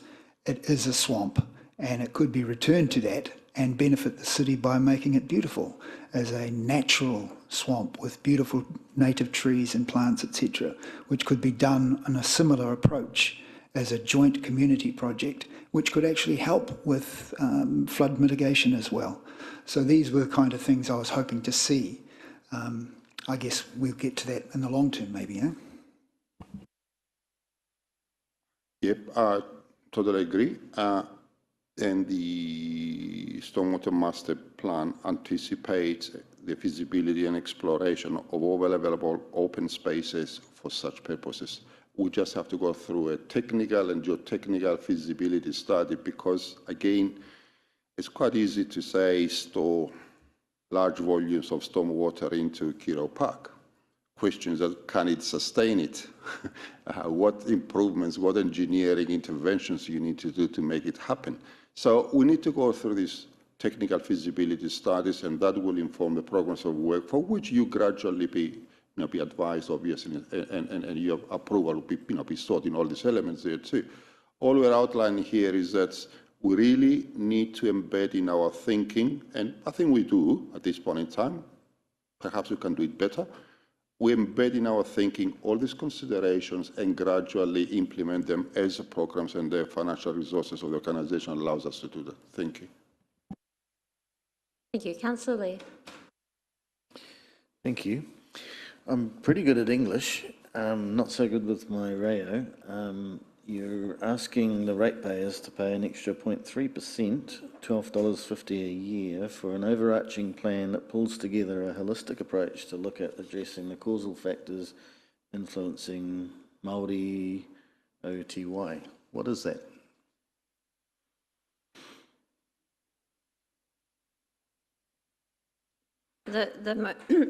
Sorry, are you asking for an extra translation of Māori OTY, or are you not aware of the significant Māori OTY document and strategy? I don't think it's been presented to me, so... Well, it's not a council document. Right. Sorry, I think he's referring to a previous slide. Yeah, I understand that. I do understand that. And again, English is my third language. Now, can I say in simple terms is that there are many causal factors that influence the purity of our water, and water is a significant component of our existence in many different realms. Now, the reality, the way I interpret Māori OTY, it's the purity of the water to sustain life, ecosystems, and so on. Now, if our activities contribute to the degradation of that water by depriving it from dissolved oxygen, by increasing nutrients, by increasing siltation, by increasing erosion, and so on, and obviously that degrades the Māori, OTY, and therefore our actions really aim to restore, protect, and enhance it as we go forward. Now, you can use different terms and definitions, as I said. Then I'm not an appropriate person to translate the iwi, the Maori words, but we've got councillors around here who are far more competent than me to translate it. But my interpretation is that we all expect not to pollute our water, not to degrade their ability to sustain life, and not to degrade its ability to sustain our life and our way of life. So that's my interpretation. Thank you. Look, we have support for the option 2. Look, can I just say that we have heard that councillors are looking forward to seeing the detail of projects that could come out of this, but I certainly am happy to see that resources being put aside to ensure that we can develop an environmental strategy that does already tie together a lot of the work that council already does, including identifying what else or other options and opportunities for us to restore and protect the environment. So can I just get a signal around the table for option 2? Yes, that is supported. Thank you, Stavros.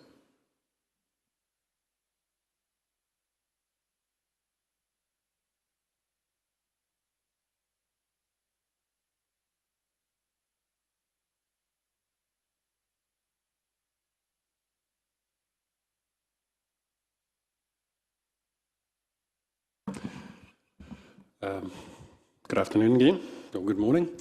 Proposal 11A there was quite a lot of talk around the appropriate rating of short-term rentals, in particular what was obviously described as Airbnb and Booker Batches and those sorts of aspects. What we currently do is we do have a 100-day policy where the property is used for short-term accommodation. If it is captured and found, we change the rating of that property, and it has the effect of doubling the rates and rating the property from as a residential property to a commercial property. And as a result, it picks up a lot of the rates that the commercial ratepayers pay, such as the business and economic development rate, which obviously contributes to funding Rotorua NZ and helps market Rotorua as a destination. And so what we do have is we know that there is a high number of properties that are being used as a mixture with regards to either whole house, part house, single rooms, or a combination of them, being advertised on platforms and are being used to provide short-term accommodation. And there's the question around fairness and equity. Are they contributing and paying their fair share with regards to, as a comparison to moteliers and hoteliers? And I guess that's the challenge and the problem that we've had. Over the years, and particularly as platforms like Airbnb and BookAbatch became, they enhanced and became easier to use, we have seen growth in the number of properties that are being used across the district. I think pre-COVID, we were close to 1,200, 1,300. During COVID, it declined, and some of those properties returned back into the rental markets. And then as we've moved out of that post-COVID environment, well, we're currently still post-COVID environment, I guess, we are seeing a growth in the number of properties being used. And she'll go, Thomas, well, how do you know that? Well, we do have an organisation that scrapes data from the internet, and so looks at all those booking sites, matches properties, and looks at the amount that they are advertised. And that's how we capture that data and get an understanding. And so the question that yourselves asked is obviously can this policy be amended? Can it be expanded? And what are some of the different options that are available? I guess the first one is probably trying to understand the nature of the problem. And unfortunately, I'm not sure I can zoom in, but of all those properties that are being used, and sorry, just to clarify, this is only referring to whole house properties being used, whether they're 1 bedroom, 2 bedroom, 3 bedroom or more. This is not dealing with this data as partial houses. Is that historically, and I guess 20, 30 years ago, the lakes communities were predominantly more used for that short-term visitor accommodation, where ratepayers would buy a property, they may stay on those properties, but outside of where they stayed, they would rent their properties out to friends or colleagues and all those sorts of things. And obviously then with the advent of those online platforms, it has grown. And so while there is obviously a large number of properties in Okaraka, Tarawera and around the lakes, what you can see on that map is that there is actually a huge concentration within the Rotorua urban area. And so it does create a challenge with regards to access to housing and affordability to our community. It does take housing stock out of that environment for people to live in, and puts it into stock with regards to short-term accommodation. And that also takes pressure off the accommodation sector with regards to further investment, growth in moteliers, maybe refurbishment, higher quality, 5 stars, being built in Rotorua, because part of that market is being filled by high-end residential properties. And so it's a kind of a complicated story of how this all kind of fits in and mixes in. But ultimately the challenge is they are participating in a commercial activity and should probably be rated according to that. And as part of that rating, they will make a contribution towards the business and economic development rate in particular. And I think you have previously in the other proposals considered more funding, or have we talked about Rotorua NZ funding? Yes, we have, with regards to particularly around our rebranding and our repositioning. And so this in a way helps provide funding support with regards to that. And councillors, if you do need it, this is uploaded to Stella now to see the numbers more clearer. Yeah.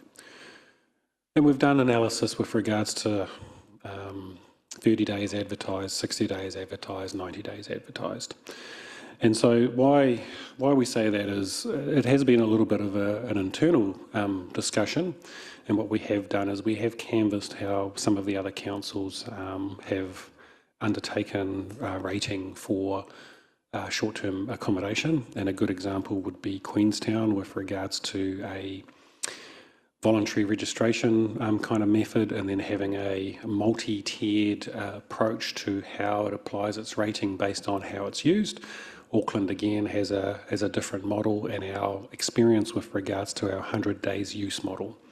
And so what we are wanting to explore is the development of that policy to move away from used to actually being advertised, and then to consult on a range of options with regards to what's an appropriate period of time that if you advertise for that period of time, you are triggered and you fall within the rating category, and finding an appropriate level that provides some fairness with regards to maybe some homes that are used for family homes, but may be advertised 1 or 2 weeks, whereby they're elsewhere in the country and using it as an opportunity to generate revenue to help pay for their mortgage, versus those homes that are clearly being acquired and are clearly being used for commercial activity and should therefore probably pay their fair share.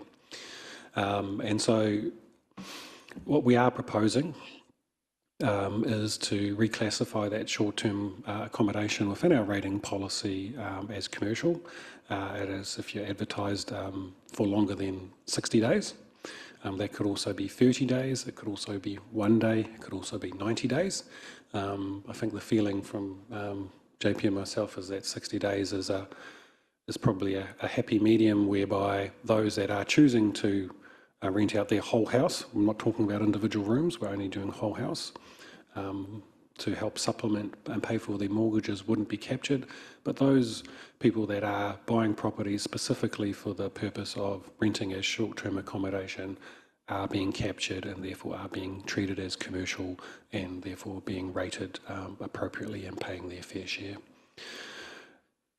We believe it has the potential to generate additional revenues of about 900,000. That's the change in classification of the rating, but we do need to make you aware that it is administratively burdensome with regards to the identification of these properties, and that while we can scrape data off the internet, while there are tools that we can identify the properties quite easily, we're not legally allowed to use those tools because of their terms of service and use of those tools.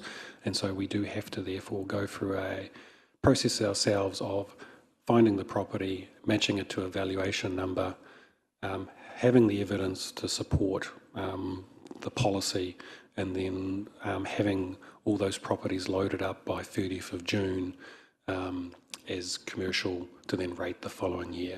And so that itself will be quite difficult, and our experience with our current policy, moving from proof of being used to proof of being advertised helps significantly, but then the matching of the properties to a valuation number, there'll be an initial piece of work, but will be administratively burdensome.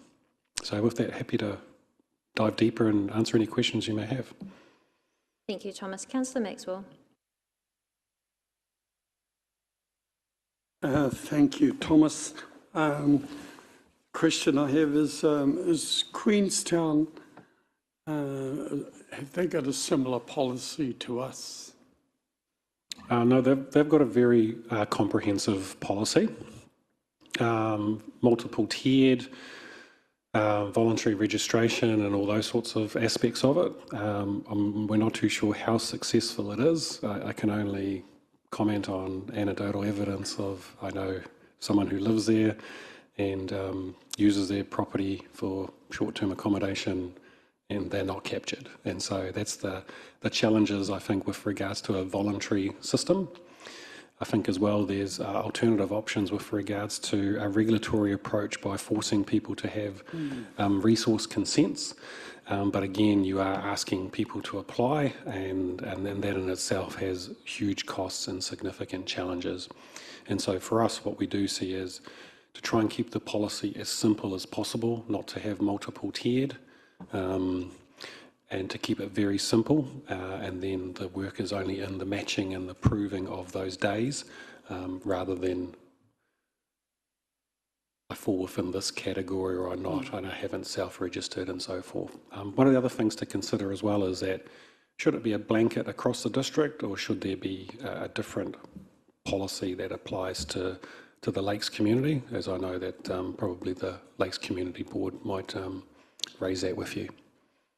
Yeah, and no, further to that, now for me, my preference until we really get the policy right is to stay with option one, because I don't want to drive visitors away. We're trying to get people to come back, trying to build our reputation back up.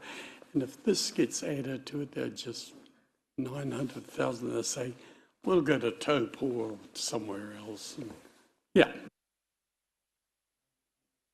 Thank you. I'll seek some more councillor feedback, of which I can see there's a few questions before we confirm what option. I have got Councillor O'Brien, followed by Councillor Waru, and then Councillor Lee. Thank you, Your Worship. Thank you very much for your presentation, Thomas. Could I just ask the revenue expectations, would that be first year straight off, do you think, or do you think that would build up over time to the 900,000? Hopefully more, but... And sorry, just as a second point, if we go out to the public with this, obviously we're going to receive feedback from those affected. If there are other options they will wish to put forward, say like either 90 days or blah, blah, blah, will you be able to give them some feedback as to how that would affect the revenue, just so people can be fully aware of the implications? Thank you. Yep. So when we consult, or if we consult, we would provide multiple options and alternatives and show what those implications are. We would be targeting a year one impact of that, because as I said, we would be required to have our RID, or Routing Information Database, loaded with these properties that, and we have been capturing the information retrospectively with regards to advertised use. And so we would match those properties against the valuation numbers.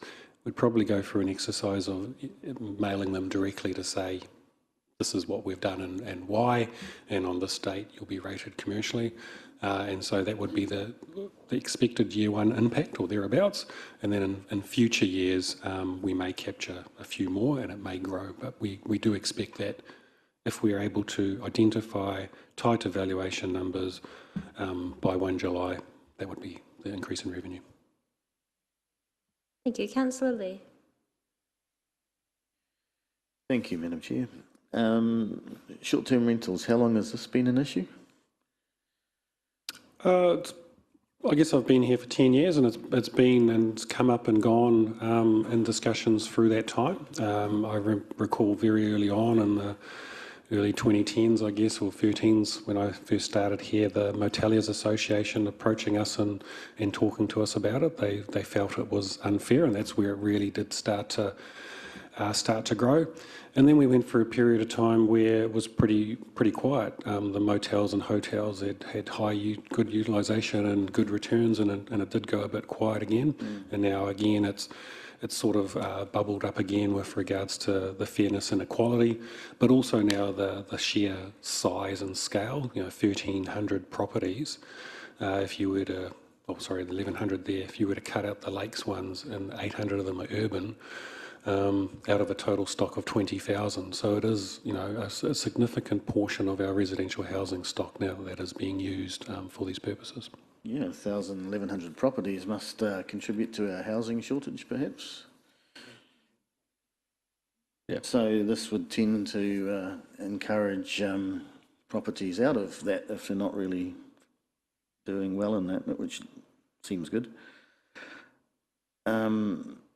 Administratively, couldn't we just send a letter to the, I presume you've identified 1,077 properties? Could we not? We have, yes. Yes, could we not just send them a letter saying you've been identified and... We now have to match them against valuation numbers. So we have to match it to our rating database and valuation numbers. And then, as I did say, that if council did want to progress this proposal, that part of that consultation would be writing directly to those properties, yes. And if the starting point was you've been identified, so therefore you're paying rates, and then they would have an option to dispute that they tick the 30 days box or not. And wouldn't that be a swift way of implementing it so that we can That's exactly what we're proposing to do, Oh, Councillor. excellent. Yes. I must have misunderstood something. That seems good. No, I'd support this for sure. Excellent. Question from Councillor Waru. Kia ora, te manukura. Thomas, thank you for your presentation. Just the 60-day, is that 60 days uninterrupted, or is that 60 days over the year? 60 days within a 12-month calendar year, yeah. Ka pai. Just in regards to the ownership, I suppose, of the accommodation things here, the Airbnbs, do we know how many of those owners actually still reside in Rotorua? We could probably match residential rates notices back to addresses to try and figure out how many were, but I'm not too sure there's a lot of benefit in understanding that. And just, thank you, because I think it'll be good to know that see how much of the actual money is actually staying in the local economy. Just want to know also I think you mentioned it, but I'm not too sure. So the rates, there's a residential and the commercial. So you said it's roughly about double. Yep. So remember, and maybe it's a little lesson of rating 101, but we do rate on land use, right? And so how the land is used is how we rate in a very simplistic process.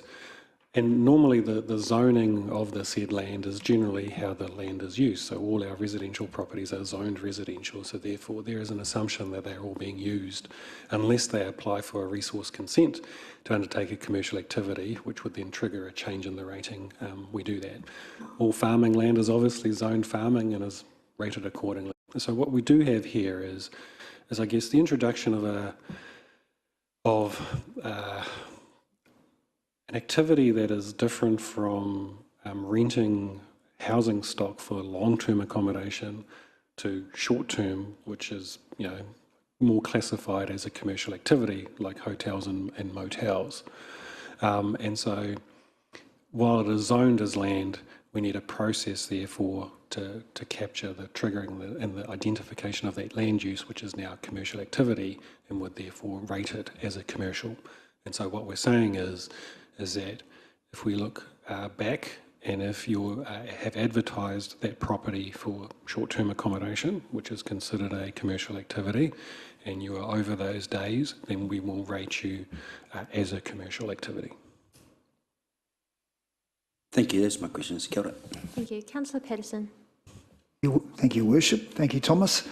Just carrying on further from Councillor O'Brien's comments regarding the return, you mentioned that it's going to be administratively challenging to make this happen.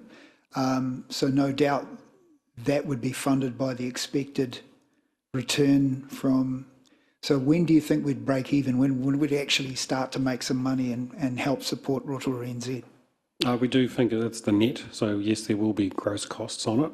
I can share, and so that we believe that'll be the net contribution in year one. Fantastic. Yep. So year two, theoretically, if the administrative costs have then been done and then are in place, would we go up? Well, we'll have to keep monitoring daily, and properties will come in and out. And so when properties come back in, if it's new one, then we'd have to go through the process of matching and tying it to a valuation number as well. And so that's the difficulty of it. I guess to put a little bit of context on the last time we did this was pre-COVID. We got a fixed term staff member in, we scraped the data, and the staff member was looking at photos on accommodation websites, seeing pools or trampolines, and then going into Google Maps and trying to match features of it. And so we're not planning on undertaking that. We're a little bit more smarter and sophisticated with some of the tools that are available now, but it will incur quite a bit of effort, in particular in year one. Okay, thank you. Question from Councillor Wang. Thank you, Your Worship. Not really a question, but just to signal my support for option 2. I think it's great that we're actually looking into this, not just from that housing aspect as well, but also from the equitable accommodation commercial offering for that as well. I think it's great that this will be limited to just full dwellings and not the partial dwellings, because as we know, there will be some members in our community that, you know, could be renting out a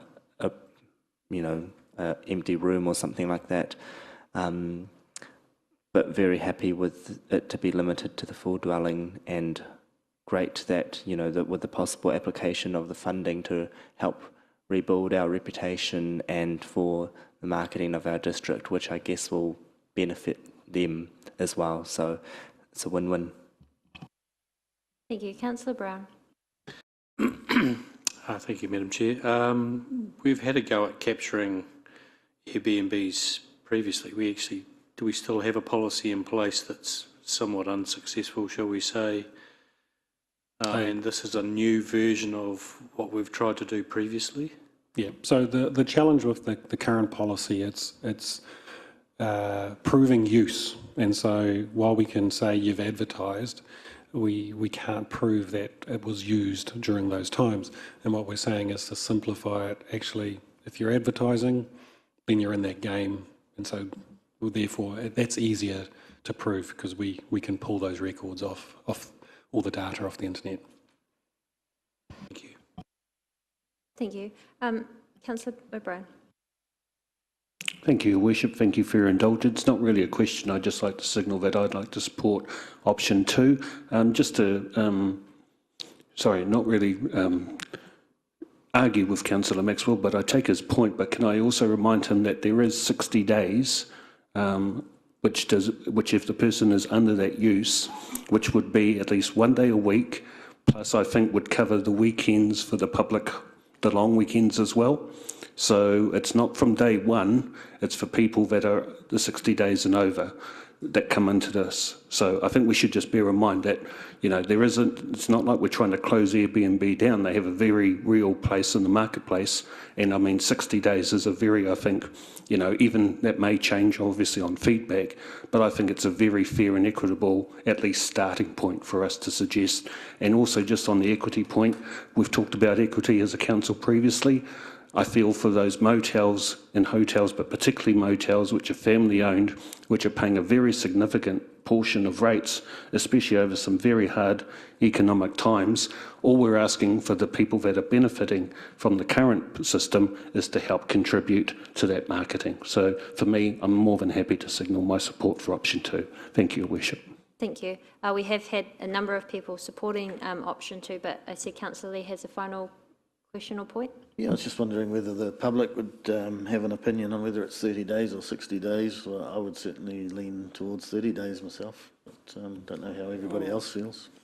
Yeah. I'm sure we will hear back on this one. I'm very sure we'll hear back from both sides. Yep, Councillor Wing. Sorry, Your Worship. Thank you. For our next, for proposal 11B, we'll also be talking about the vacant land, and I know that there will be work that will be needed to be done to identify that as well. So that just won't really affect my decision on this, but just to keep in mind, I guess, the workload that the team will be going under. Will it happen concurrently or? The next one is a lot easier because we already know what those properties are. Yeah.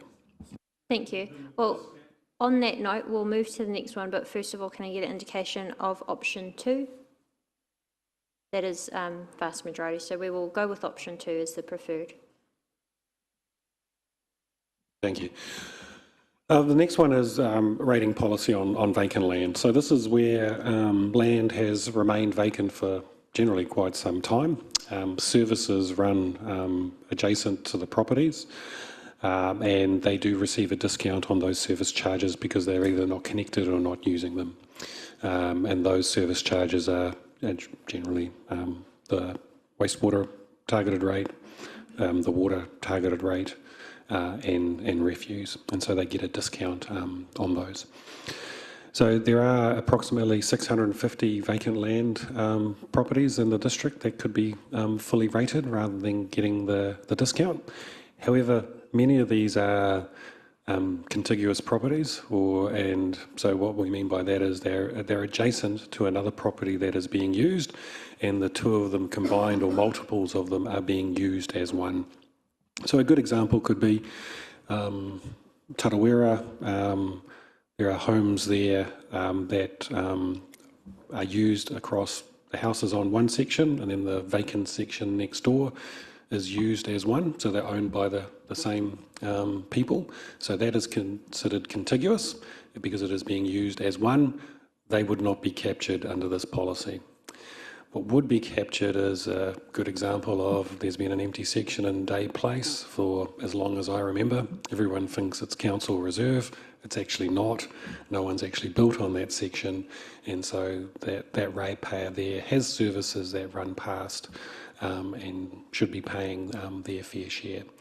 A little bit of this policy is to, I guess, entice the ratepayers to maybe, rather than leaving them vacant, to encourage them to do something with them. And so that's, I guess, seen as a little bit of, it's not really an enticement, it might be seen as a little bit of a stick to encourage that. Thank you. Any questions on this item? Councillor Waru. Just for clarification, really, so this would not apply to vacant Māori land, correct? No, we do need to check as to whether some of those are captured. We don't believe they are, because most of these do fit within the urban footprint. But that is a question for yourself, as if there are, and we can confirm that later, as to whether you want to include them as well, which probably might not be appropriate because we understand the challenges of where it is multiply owned with so many owners, and sometimes they can't all agree on how to use it. And so you may want to exclude them from that. Bearing in mind as well, we also have a remission policy that deals with those. So even if we rate them, that remission policy would probably also therefore apply and offset the increase in the rates. Thank you. Councillor Kiriopa. Thanks. I'd just like to add, regarding collectively owned Māori land, a lot of the reason is not usually because people can't decide what they want to do with it. It's because banks won't lend to collectively owned Māori land, and so Māori are unable to develop it. Thank you. Thank you. It's very important insight to have. So the proposal is?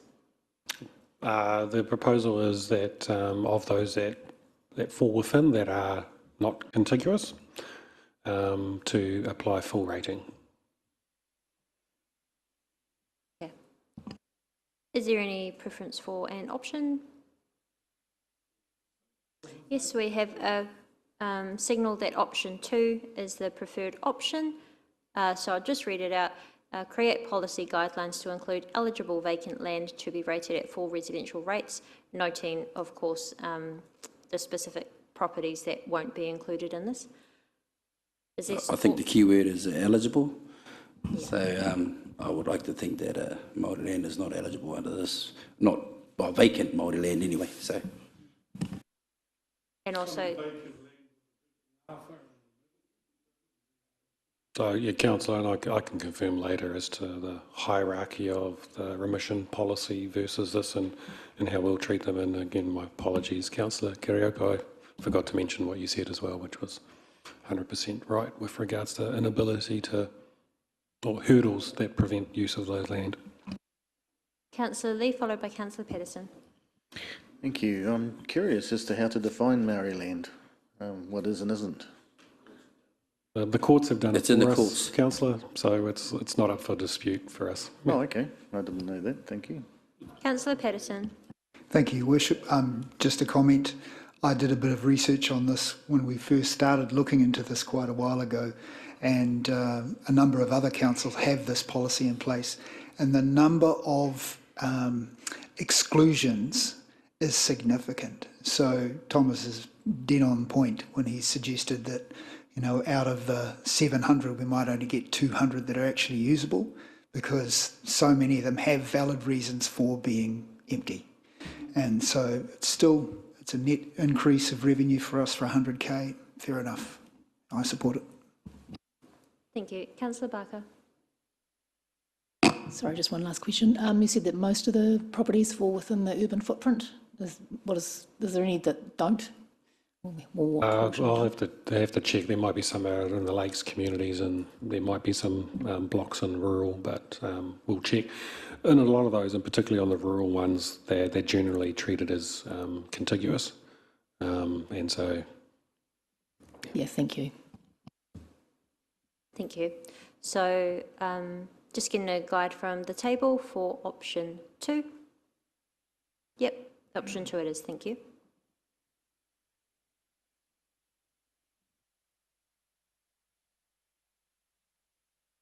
It would appear I'm also presenting this one.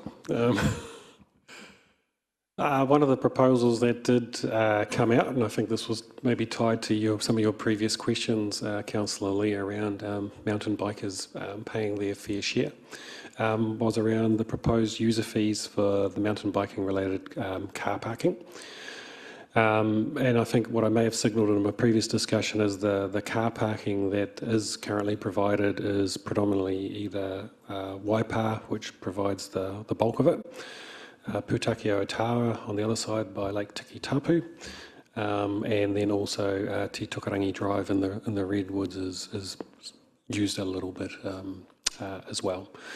With regards to the two main ones, they're not land that we own, and so we would have to seek permission from one Red Stag for Waipa, and then two CNI with regards to Pūtake o Tawa, with regards to permission to charge, and if we were able to, what would be the share of the profits that we could take. The challenge with charging on Te Tukarangi Drive is how do you charge mountain bikers but not all the other hundreds of thousands of users, 500,000 a year I think, that use that space, or whether you wanted to capture them as well. And so we do therefore see some challenges with regards to implementing this. But however, if you do wish to progress, we'd have to start some discussions with Red Stag and CNI and to explore what that could look like. I think, and I know one of the questions that will come, one of the benefits I think of building the Pūtake o Tawa car park in particular was that it took car parks off the highways and the roads and provided safe parking rather than on the sides of the roads. So there is, I guess, a risk of that happening. And while those main car parks are very heavily used by particularly our visitors, there are a lot more other entrance ways into the forests that would be difficult to capture, that would still provide access in for mountain bikers. Councillor Lee. Thank you. Would this any funds generated from this be able to be ring fenced to the mountain biking community?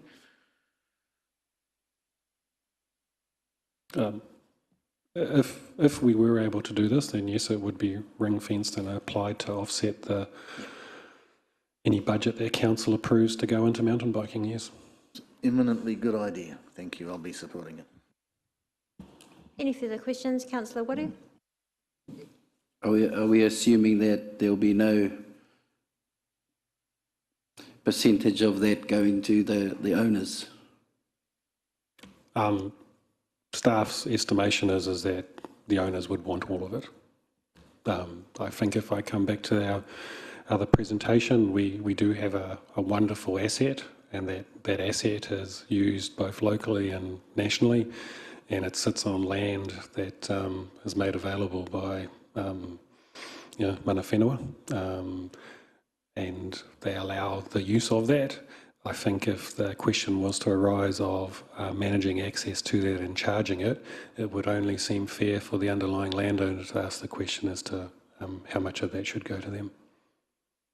Well, I know that question will come up, but thank you for your presentation. It's clear. It's not new news to us, so thank you.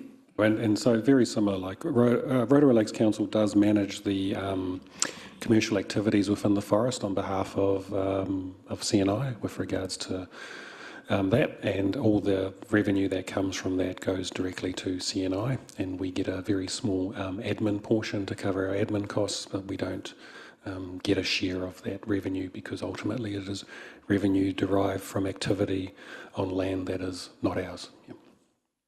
Thank you for that clarification, Thomas. Kia ora. Councillor Patterson. Thank you, Your Worship. Thank you, Thomas.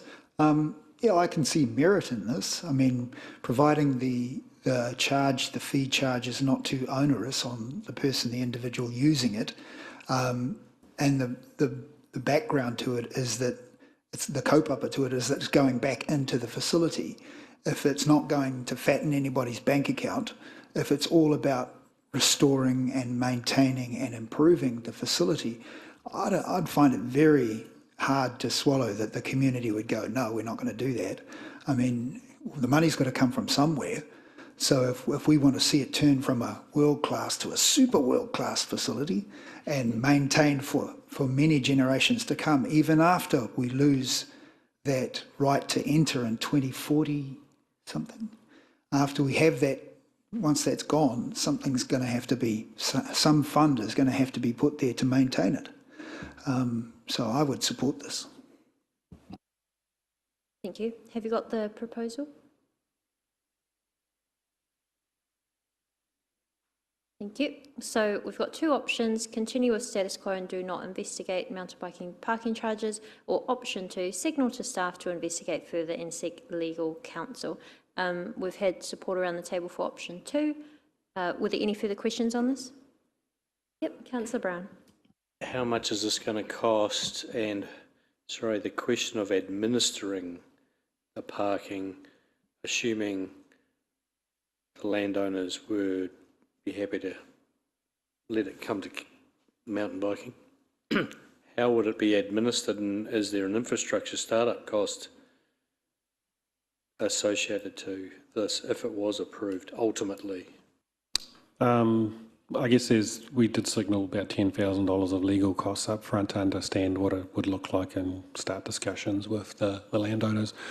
Each of the 3 locations I mentioned would have infrastructure costs attached to it with regards to implementing parking systems, and then you'd have to have monitoring of those said systems as well. So you could simply put a barrier arm up with regards to going in and making people pay, like at the airport when you leave. That's one alternative. You pay a fixed price per day.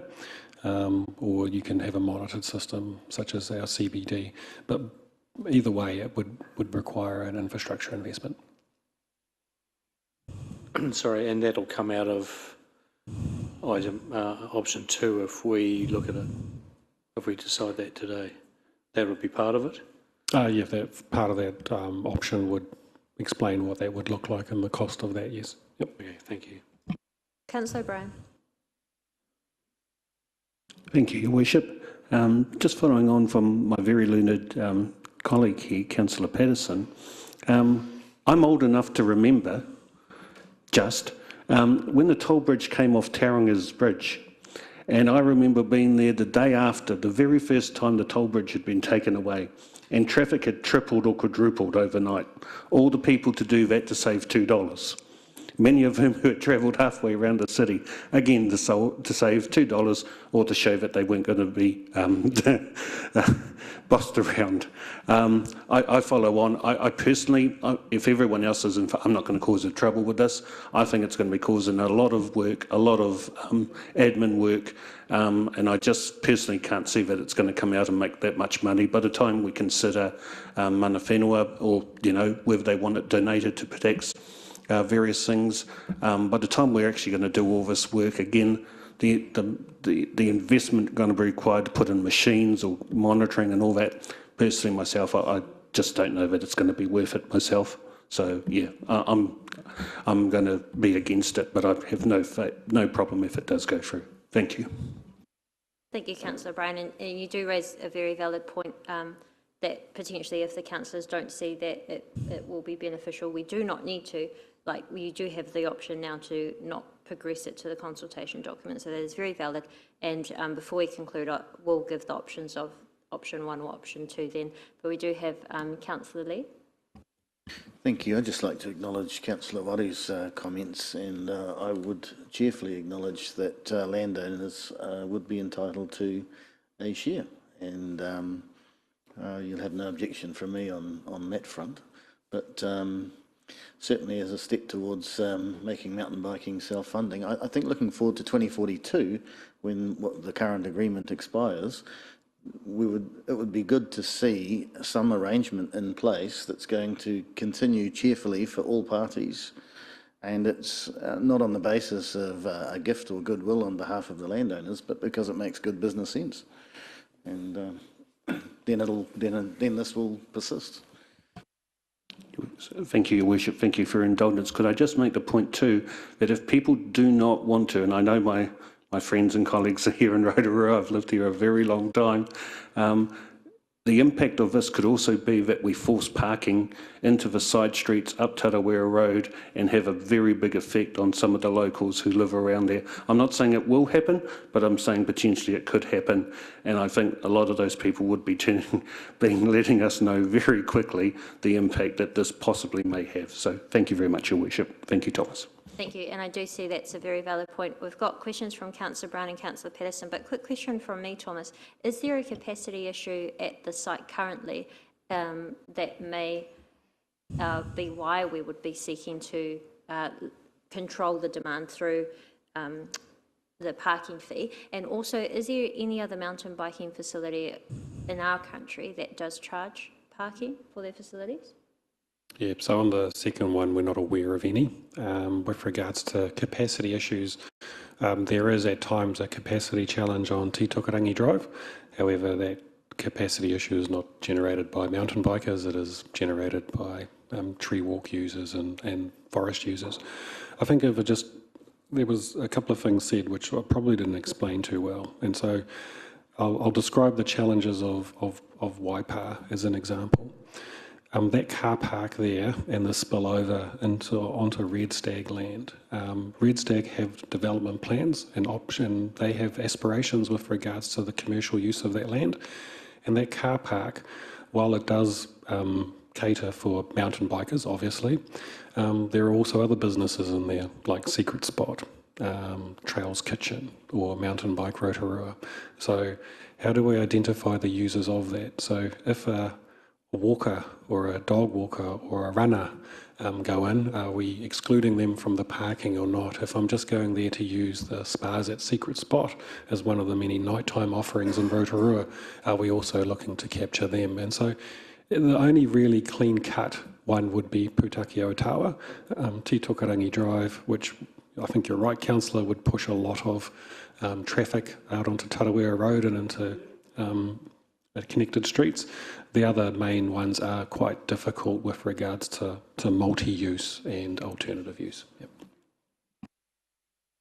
Thank you. I've got Councillor Brown followed by Patterson, then Maxwell. I think it's been well covered, thank you, Madam Chair, but I would say I concur with Councillor O'Brien's view that people will park. It's not a risk, it will be a reality. And people will be parking on State Highway 5. They'll be riding from there and it will be a safety nightmare. So I can't support it. I think the theory is good, but the practical implementation and the adverse effects just will outweigh the potential benefits. Sorry, fellas. Thank you. Patterson? Thank you, Your Worship. I guess it comes down to how you sell it. What's the tale? How do you tell the story? Because if it comes down to, I'm going to put your rates up, because that's the only way we're going to make this place improve, because it's going to need significant investment to stay number one in the world. Is it, I'm going to put your rates up, so somebody in Orwhata or somebody in Fordlands has to see their rates go up for a facility that they don't use? Or should it be, hey, this is actually something for our community and you are contributing to make sure it's going to be here forever? This is one of those mokopuna decisions to say, you know what, you're investing in your future and the future of your children's children so that they can use this wonderful place, because it can't always be on the shoulders of the ratepayers. It just comes down to the story, how we sell it. Thank you. And we have got Councillor Maxwell. Thank you. Again, here's another one where we could be driving more visitors away. The question I have, Thomas, is often you've come to us and you've told us that staff are hard to get hold of and staff numbers are down. Will this be more staff costs and having to employ more fund police and all that to do all of this? It'll likely have a cost attached. Until we work through the detail, I wouldn't know what that looked like. I guess there's not a lot of enthusiasm you can tell from staff on this, councillors, is because we do see this as putting a lot of work into something that will likely not have a significant contribution and create a lot of headaches, which is probably why we don't seem to be too enthusiastic and would probably recommend one. However, if told otherwise, we will thoroughly investigate, obviously, option 2. Option 1 for me. I am allowing a lot of time for questions, but I think we are starting to land on a position that we're comfortable with. I will finally take Councillor Lee and then Councillor Waru. Thank you. Is there any other cities that provide mountain biking for free? Is that the norm, or do other cities charge for the privilege? No, it's the norm is free. Yeah, that I'm not aware of any council, even to the extent of, say, Skyline and Queenstown, that yes, you can pay for the gondola, but if you're brave enough and want to pedal up, you can pedal up the via road and ride down the trails for free. I've heard otherwise. Tasmania, maybe? I don't know. We are talking about New Zealand, but yeah, it is common for bike parks with uplift services you pay a fee to obviously access those uplift services. But with regards to access in New Zealand, I'm not, whether Councillor Brown is aware of any in New Zealand, I'm not aware of any in New Zealand. Is that okay? Esk Valley was, before it was decimated, was a compulsory membership for mountain biking club, but that's different because access is free here, and Taidan and Mana Whenua is a different, different. Yeah, and that's on private land. Yes, yeah, that's right. Yes. Thank you. Sorry, quick question from Councillor Wang. Thank you, Your Worship. I wonder, actually, as a question, and just noting the points made from other councillors around the potential, effects that something like this could have, would it be better for a charge to be implemented through the Business and Economic Development Targeted Rate, since the businesses that are in the vicinity and do benefit from this activity could potentially be the ones that do give back? Yeah, it could in the future be wrapped up as an activity funded through that rate if council wish to expand that rate. We'd obviously have to consult on that, but that could be a mechanism to help contribute funding towards it. Thank you. And final question from Councillor Waru. More of a comment, but I'm from the school of don't fix what ain't broke. It's good how it is. There's a good wairua about the partners in this. It's a beautiful asset. I think doing this was only going to cause another headache, safety, all that kind of stuff. We don't want to put people at risk there. So I'd be keen to go option 1, because I think just previous one, we've already decided that our preference is to continue on the funding for the tracks and everything. And I think we leave it at that for now. I think we're just introducing more hoha than what we need. So I'm just going to go for option 1, and that's us. Kia ora. Kia ora, thank you. I think we should put this towards gaining the majority support. So we'll start with 1, then option 2. All those in favour with option 1, if you could just show of hands. 2, 3, 4, 5, 6, 7. Option 2. That is clearly option 1. So we will continue as status quo and do not investigate mountain bike parking charges. So just a quick question on that, Thomas. As it will just remain status quo, will that this proposal will not go into the consultation document? That's correct. Okay, thank you.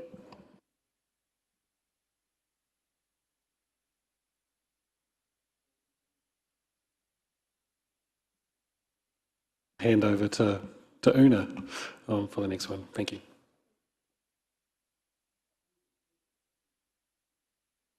And councillors, just to note, this is our final proposal to consider today. Not too bad at all.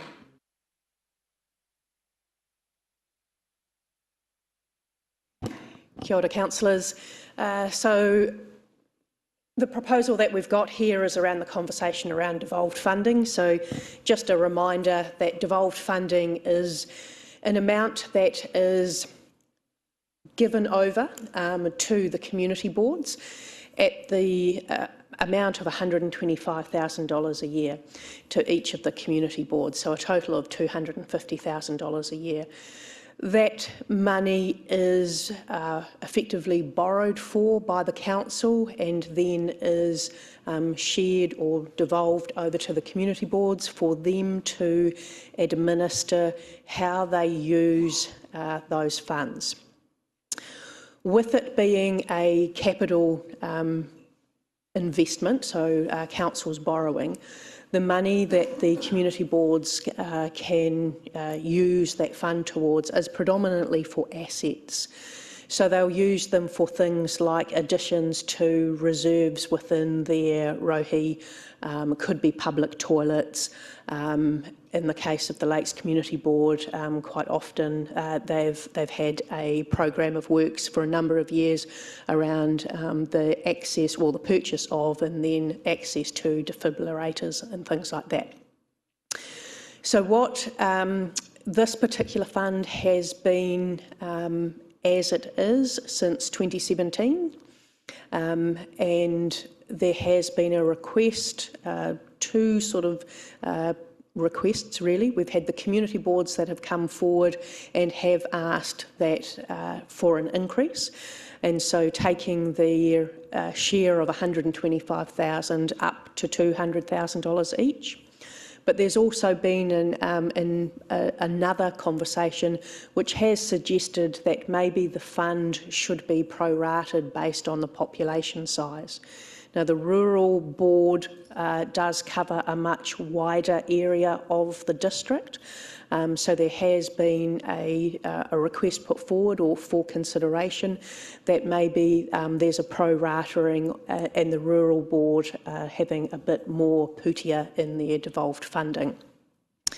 And what that could look like is effectively two options. Is one that you could keep the current funding the same and then do a split, and approximately it works out 1/3 of that fund going to the Lakes Community Board and 2/3 going to the rural. In addition to that, which would, on that case, mean that the Lakes Community Board would actually receive a decrease in their funding. The alternative option is that you could maintain, let's say, for example, the Lakes Community Board at their 125 and increase the Rural Community Board accordingly. So what we've provided up there on the options list for you is taking through those four options. So the first one, leaving the funding of $250,000 per year as is. The second option would be to look at increasing the overall fund by up to $400,000. So that's looking at that request from the community boards to increase their funding from the 125 to the 200. Alternatively, there's looking at the funding of retaining at $250,000 a year and doing a split. And the option 4 is around the same thing there. There's also many other versions of how you wish to allocate the funding. So this is purely just on the table as a starting point of potential options, and we now seek your guidance on what you would like to see modelled going forward and potentially being consulted on in the LTP. So happy for any questions. Thank you. I had asked for an in-between option, appreciating that, you know, that is a significant increase in funding, which they have asked for, and good on them. They came to the table and they put their best foot forward. But what I had suggested was an increase of $25,000 that would take them from 125,000 to 150,000, which does note that I think they haven't had an increase in, was it 7 years or so, but also appreciating that this is all debt funded, where this money comes from, and I'm not too comfortable that we should be debt funding money to give away, unless we know that it is meeting certain outcomes or what the criteria of that fund is, which I think we do need a bit more work. However, I would have been comfortable with the $25,000 extra increase. However, we have the potential to add that in, or the potential to discuss these items. So I'll open it up to councillors for their general questions or feedback on this. Councillor Patterson. Thank you, Your Worship. Thank you, Una. Just a question on procedure. So 2 years down the track, will we be having another annual plan round like we just did?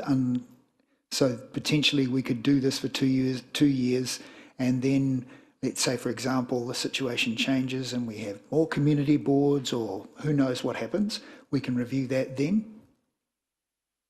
Yes, that would be correct.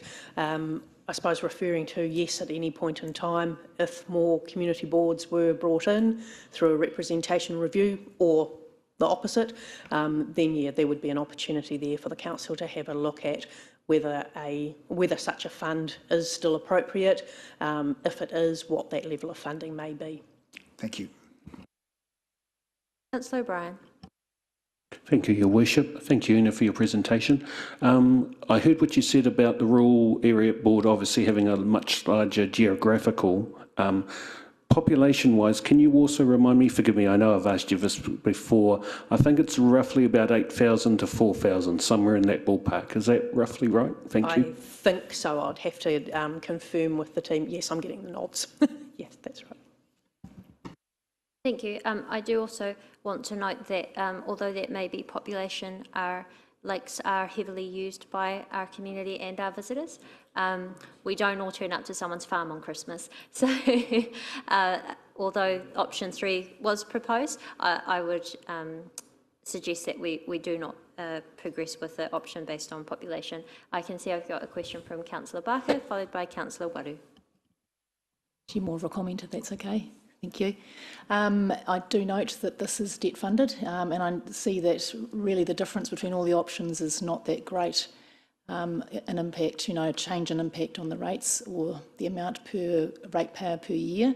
I also acknowledge that the community boards put forward their proposal because they felt that the amount hadn't kept pace with inflation and various other factors, and hence why they wanted to signal that that would be most helpful to their situation.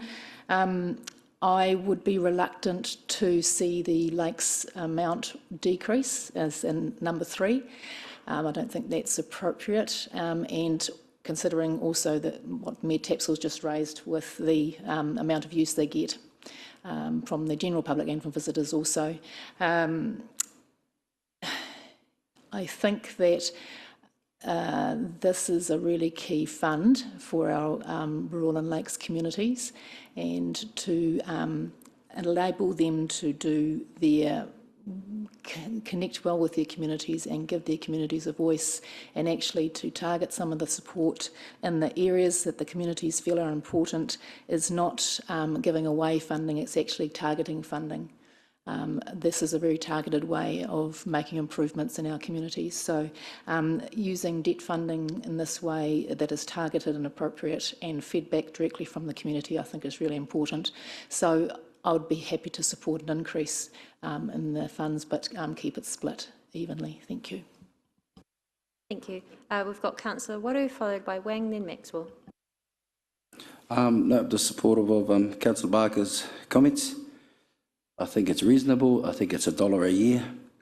I do understand we've got to look out for funding, but my thing would just be, I haven't been aware of it, maybe some other councillors have, of the types of projects that they do undertake in their areas, in the communities. I've not been too aware, to be honest, about them, and that's maybe my fault for not keeping up with the reports and stuff that they have. But I think it's due, And I think, especially with the lake level and stuff like that, would like to see it split.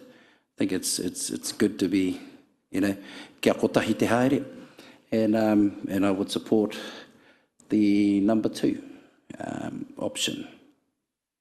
Just to increase, I don't think the split stuff's good. Kia ora. Thank you. Councillor Wang. Thank you, Your Worship. Thank you for the comments from the other councillors before as well. I'm happy to talk a little bit about some of the projects, having been on the Rural Community Board for the previous term. No, that's okay. Some of the projects, I guess, would range from, like what has been mentioned before around public toilets to playgrounds. The Rural Community Board over the previous 2 terms had engaged with the Rural School Road Safety Program to reduce the speed limits outside of rural schools. And obviously some other projects around there as well. And I'm sure the Mayor would, having been on the Lakes Community Board, and Councillor Brown and Councillor Barker would know more what's happened in more recent times. Personally, I would be in support of going out to consult on option 2. I agree with some of the conversations around the table as well that I wouldn't personally be in favour of reducing the funding that the devolved funding that the Lakes Community Board could potentially be receiving and distributing. And also, I think we need to bear in mind, I think, some of the severe weather events that particularly our lakes communities have faced over this previous year, and the increase in the service and the costs that could come with as well. And I think, as Councillor Patterson mentioned, this can, and Una mentioned as well, that this can be looked at, a couple of years down the track. So I think, there hasn't been a change in that 6 to 7 years, and we've seen that increase in costs that the 125,000 per board at the moment just doesn't go as far as it used to. And the funding that the community boards receive for this allows them to be more visible within their own communities as well, because it's enabling them to, to front projects and to have more of an influence to help shape their communities as well. So personally, I'll be in favour of going out with option 2. Thank you. Look, we have got some support for option 2, so what I suggest is shortly, we do have a few questions, we could see if there's support for option 2. If there's not majority support for option 2, we'll take it back to, and sorry, I'm just going to, I think we've discrediting number 3 and 4 based on the discussion. I'll then go back to number 1 and then see if there is support around the table for either keeping it at current level or what I propose of we will give an increase but only of 25,000, which increases them to 150,000. Can I also... Yes? Sorry, could I just signal my support for option 4, just so you're aware? Oh, okay, Thank sorry. you. Yes, no, we'll take them option by option then. Can I also just remind councillors, I've just quickly looked up what the other amounts are that we give in terms of grants. So in terms of money that are given away to the community, our entire pool of community grants for per annum is $105,000. Our entire pool for neighbourhood matching fund is $120,000, and the entire pool for partnership agreements, which are our more significant ones, such as CAB, I think Rotorua Arts Village, etc., is $210,000. Now, within that pool, a significant amount of different organisations benefit. So just a reminder that if we're increasing it to $200,000, that's the comparison with other funds that we do have for other numerous organisations. So we'll carry on taking feedback before we put the options in. We've got Councillor Maxwell, followed by Councillor Waru. Thank you. First of all, I'm pleased to hear many already speaking about population not being a good one for us to journey down. I prefer the way it's happening now. Last week we had the chairs of the Lakes Board and the Rural Board, Phil and Ben. They gave very good presentations, and they asked for 200,000, if I recall, and that's the one I wanted to support what they asked for. Personally, I'd love to give more because there hasn't been a movement since 2017 for them. And listening to them, the work that they did at the Hamarana Reserve, brilliant. And also, they did put in a plug for some of their community halls that have not had much work done to them. And those are the centres of those places out there. So whilst I said I prefer to have given more, I'm supporting option 2. Councillor Waru. Okay, thank you. Any further feedback on this item? Councillor O'Brien. Thank you, Your Worship. I'd just like to explain why I support option 4, and I just purely on an equity basis for me. If you have 8,000 people on a much larger geographical spread over a much wider distance over, say, Kahara, Mamaku, and then on the other side you have Nakuru, Rotorua, Waikiki, that money doesn't go very far. And I take on board about what you say about Christmas Day. A lot of farmers don't get much of a Christmas because they're out share milking twice a day. And we also put a lot of money into a lot of resources around the lakes. I wonder where the matching is in our rural areas, because a lot of these places, as we've already heard, pay on commercial fees. Now, I don't have a problem with that, but a lot of people will be sitting around asking, as they do every election year, for all the rates I've paid for the last 3 years, what has my township or my village received? This is a little bit of an acknowledgement and a little bit of local investment put in by a board. So it's totally separate from us. It's not us seeking favours or electoral acknowledgement. This is about locals investing in local, listening to local concerns, and that's why I'm signalling number 4 for me. Thank you. Thank you, and thank you for providing further information on number 4, and we'll take that option. And just to clarify, apologies, my comment around that was only that we can either take it by population of residents or by population of use, I suppose. We've got Councillor Waru. Thank you for your indulgence, Te Manukura. The question left me before and it came back. Una, I'm just wondering what might be a Stavros question maybe, for these, in particular the capital projects, CapEx projects within the community boards, both boards. Is there a crossover to things we've already flagged? No. Generally what happens is an idea will come through the community boards. The community boards will then work very closely with Stavros and his team, which includes Rob Pikethley. So they've got some very strong working relationships there, and it becomes a bit of a partnership type thing anyway. There may be a piece of work underway which, for one reason or another, the council budget on that project doesn't extend as far as some of the, I guess, wants or enhancements may allow, and the devolved funding provides an opportunity to do that, to extend on a piece of work or to partner with the infrastructure teams on ensuring that projects are completed and finished. Yeah. Thank you. I think that's the smart way to go. Kia ora. Thank you. Councillor Kiriopa.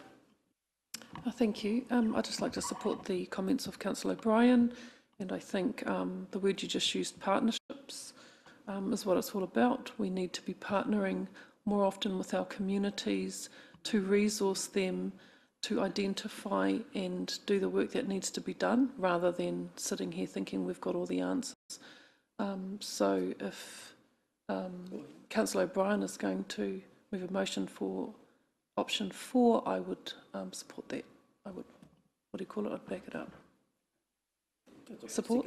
Thank you. Yeah.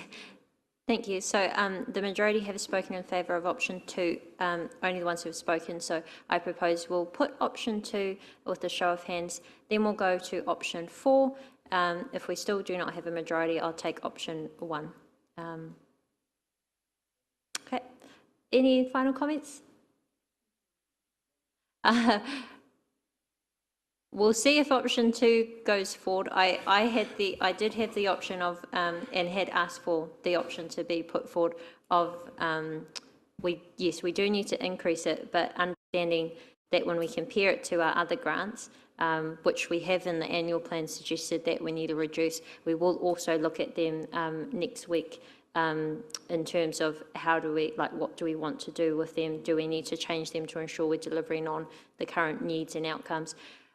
I'm just mindful that everything adds up, that when you compare them to partnership grants of $200,000, neighbourhood matching and others, this is a very significant amount of granting and funding that we are signalling if we do increase to the 400,000. So I think we'll just take the option 2, then option 4, and then see where we go from there. But I've got a point from Councillor Waru and then Councillor Patterson. Oh, just a comment. I think, taking on board what you've just said, Te Manukura, I think when we get to the time when we have to make the hard decisions, I think that kind of kōrero will come out and we'll have to make some calls. So I'm not relaxed about this, but I'm we're getting through this part of the process. I'm sure that all your points will be brought up in the ensuing hui. Kia ora. Thank you. I'm very sure too, because when we do come to our final decision later, if we increase money elsewhere, it must come from elsewhere. So it is a balancing act, you're correct. Councillor Patterson. Thank you, Worship. Just the conversation made me remember actually part of the presentation that Ben and Phil gave us, and they both stated and then backed each other up, saying that sometimes when they have projects and they don't spend on one, and yet the other one's got a bit of a need and the other one has got some budget left, they actually shared it between themselves.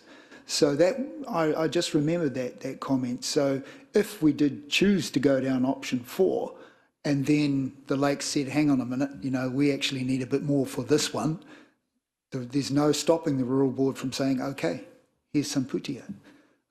So yeah, I just remembered them working together on that before. I believe they were referring to a contestable fund, that they tend to give each other a turn so they're not contesting against each other. Do you have anything further? Yeah. Although it was lovely to see them working in partnership to support each other. Sorry, and also just a quick point that it doesn't roll over. So if they don't use the fund within that year, they can't, add it all up the next year and use it all in one go. And then final point from me, which may also explain why I have a viewpoint on this. Yes, I have been involved in it and very supportive of the community boards. I am also aware that there have been many years where the devolved funding hasn't been used in total, but they must clearly have ideas on what they wish to spend it on. I also want to note at this stage that although this funding is devolved funding, where they get the opportunity to make decisions, so the 4 community board members of each, where they get to make decisions, I would like to guarantee that those will be delivering on council's priorities as well. So ensuring that this does not become, for want of a better word, a slush fund, which is not what it is now, but I wouldn't want it to unintentionally become. So there will need to be some clear criteria around who is successful in the funding application. Sorry, Madam Chair. When would be the point of review for this, or was it just ongoing for the 10-year plan? So at this point, depending on which direction you give us, we would be modelling this for the 10-year plan. The next trigger point would be, well, you could review this any year, any annual plan, and I suppose your next trigger point, which was the one that Councillor Patterson was talking to, was at the time of a representation review. So if your representation model changes and you have more community boards or less, you would then consider how those boards were funded. Yeah. Thank you. Thank you. Councillor Barker. Final word from Councillor Barker. Sorry, just a comment, because it was been raised about which projects actually happen, and the visibility and clarity around that needs to be probably better. And also I think the reporting needs to be clearer, and there is some work in place on that, so that should hopefully raise to the surface what's going on too. Thank you. Still supportive, Councillor Parker. Excellent, thank you. I think that's been very good discussion. There is no doubt that our Lakes and Community Board chairs gave us an excellent presentation. We will put this to the table. Is there majority support for option 2, increase community board funding to $200 each, which is funding of $400,000 per year? So I'm putting option 2 on the table, which was, yep, as the preferred option. Raise of hands for option 2 to increase the funding to $200,000 each. Sorry, I'm just starting with that one, and then we're going to number O.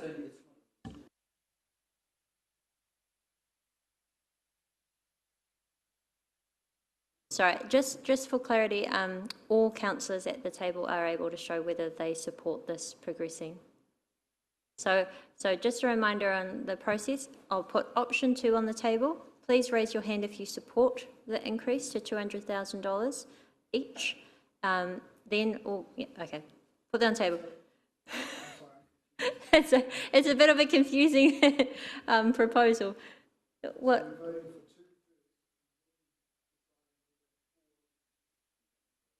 Sorry, well, because the majority of people have spoken on option 2, I was just going straight to that, but to make things simple, we'll go through it 1, 2, 3, and then 4, and please raise your hand for what option you support. You can only support once.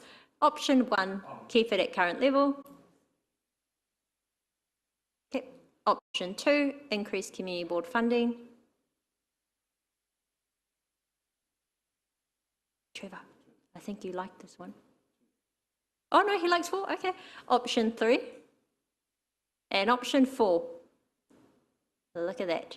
Option 4 is progressing to the next as the preferred. So just to clarify, that's split and increased devolved funding pool based on population of rural and lakes areas. So the funding of that will be a total pool of $400,000. So that.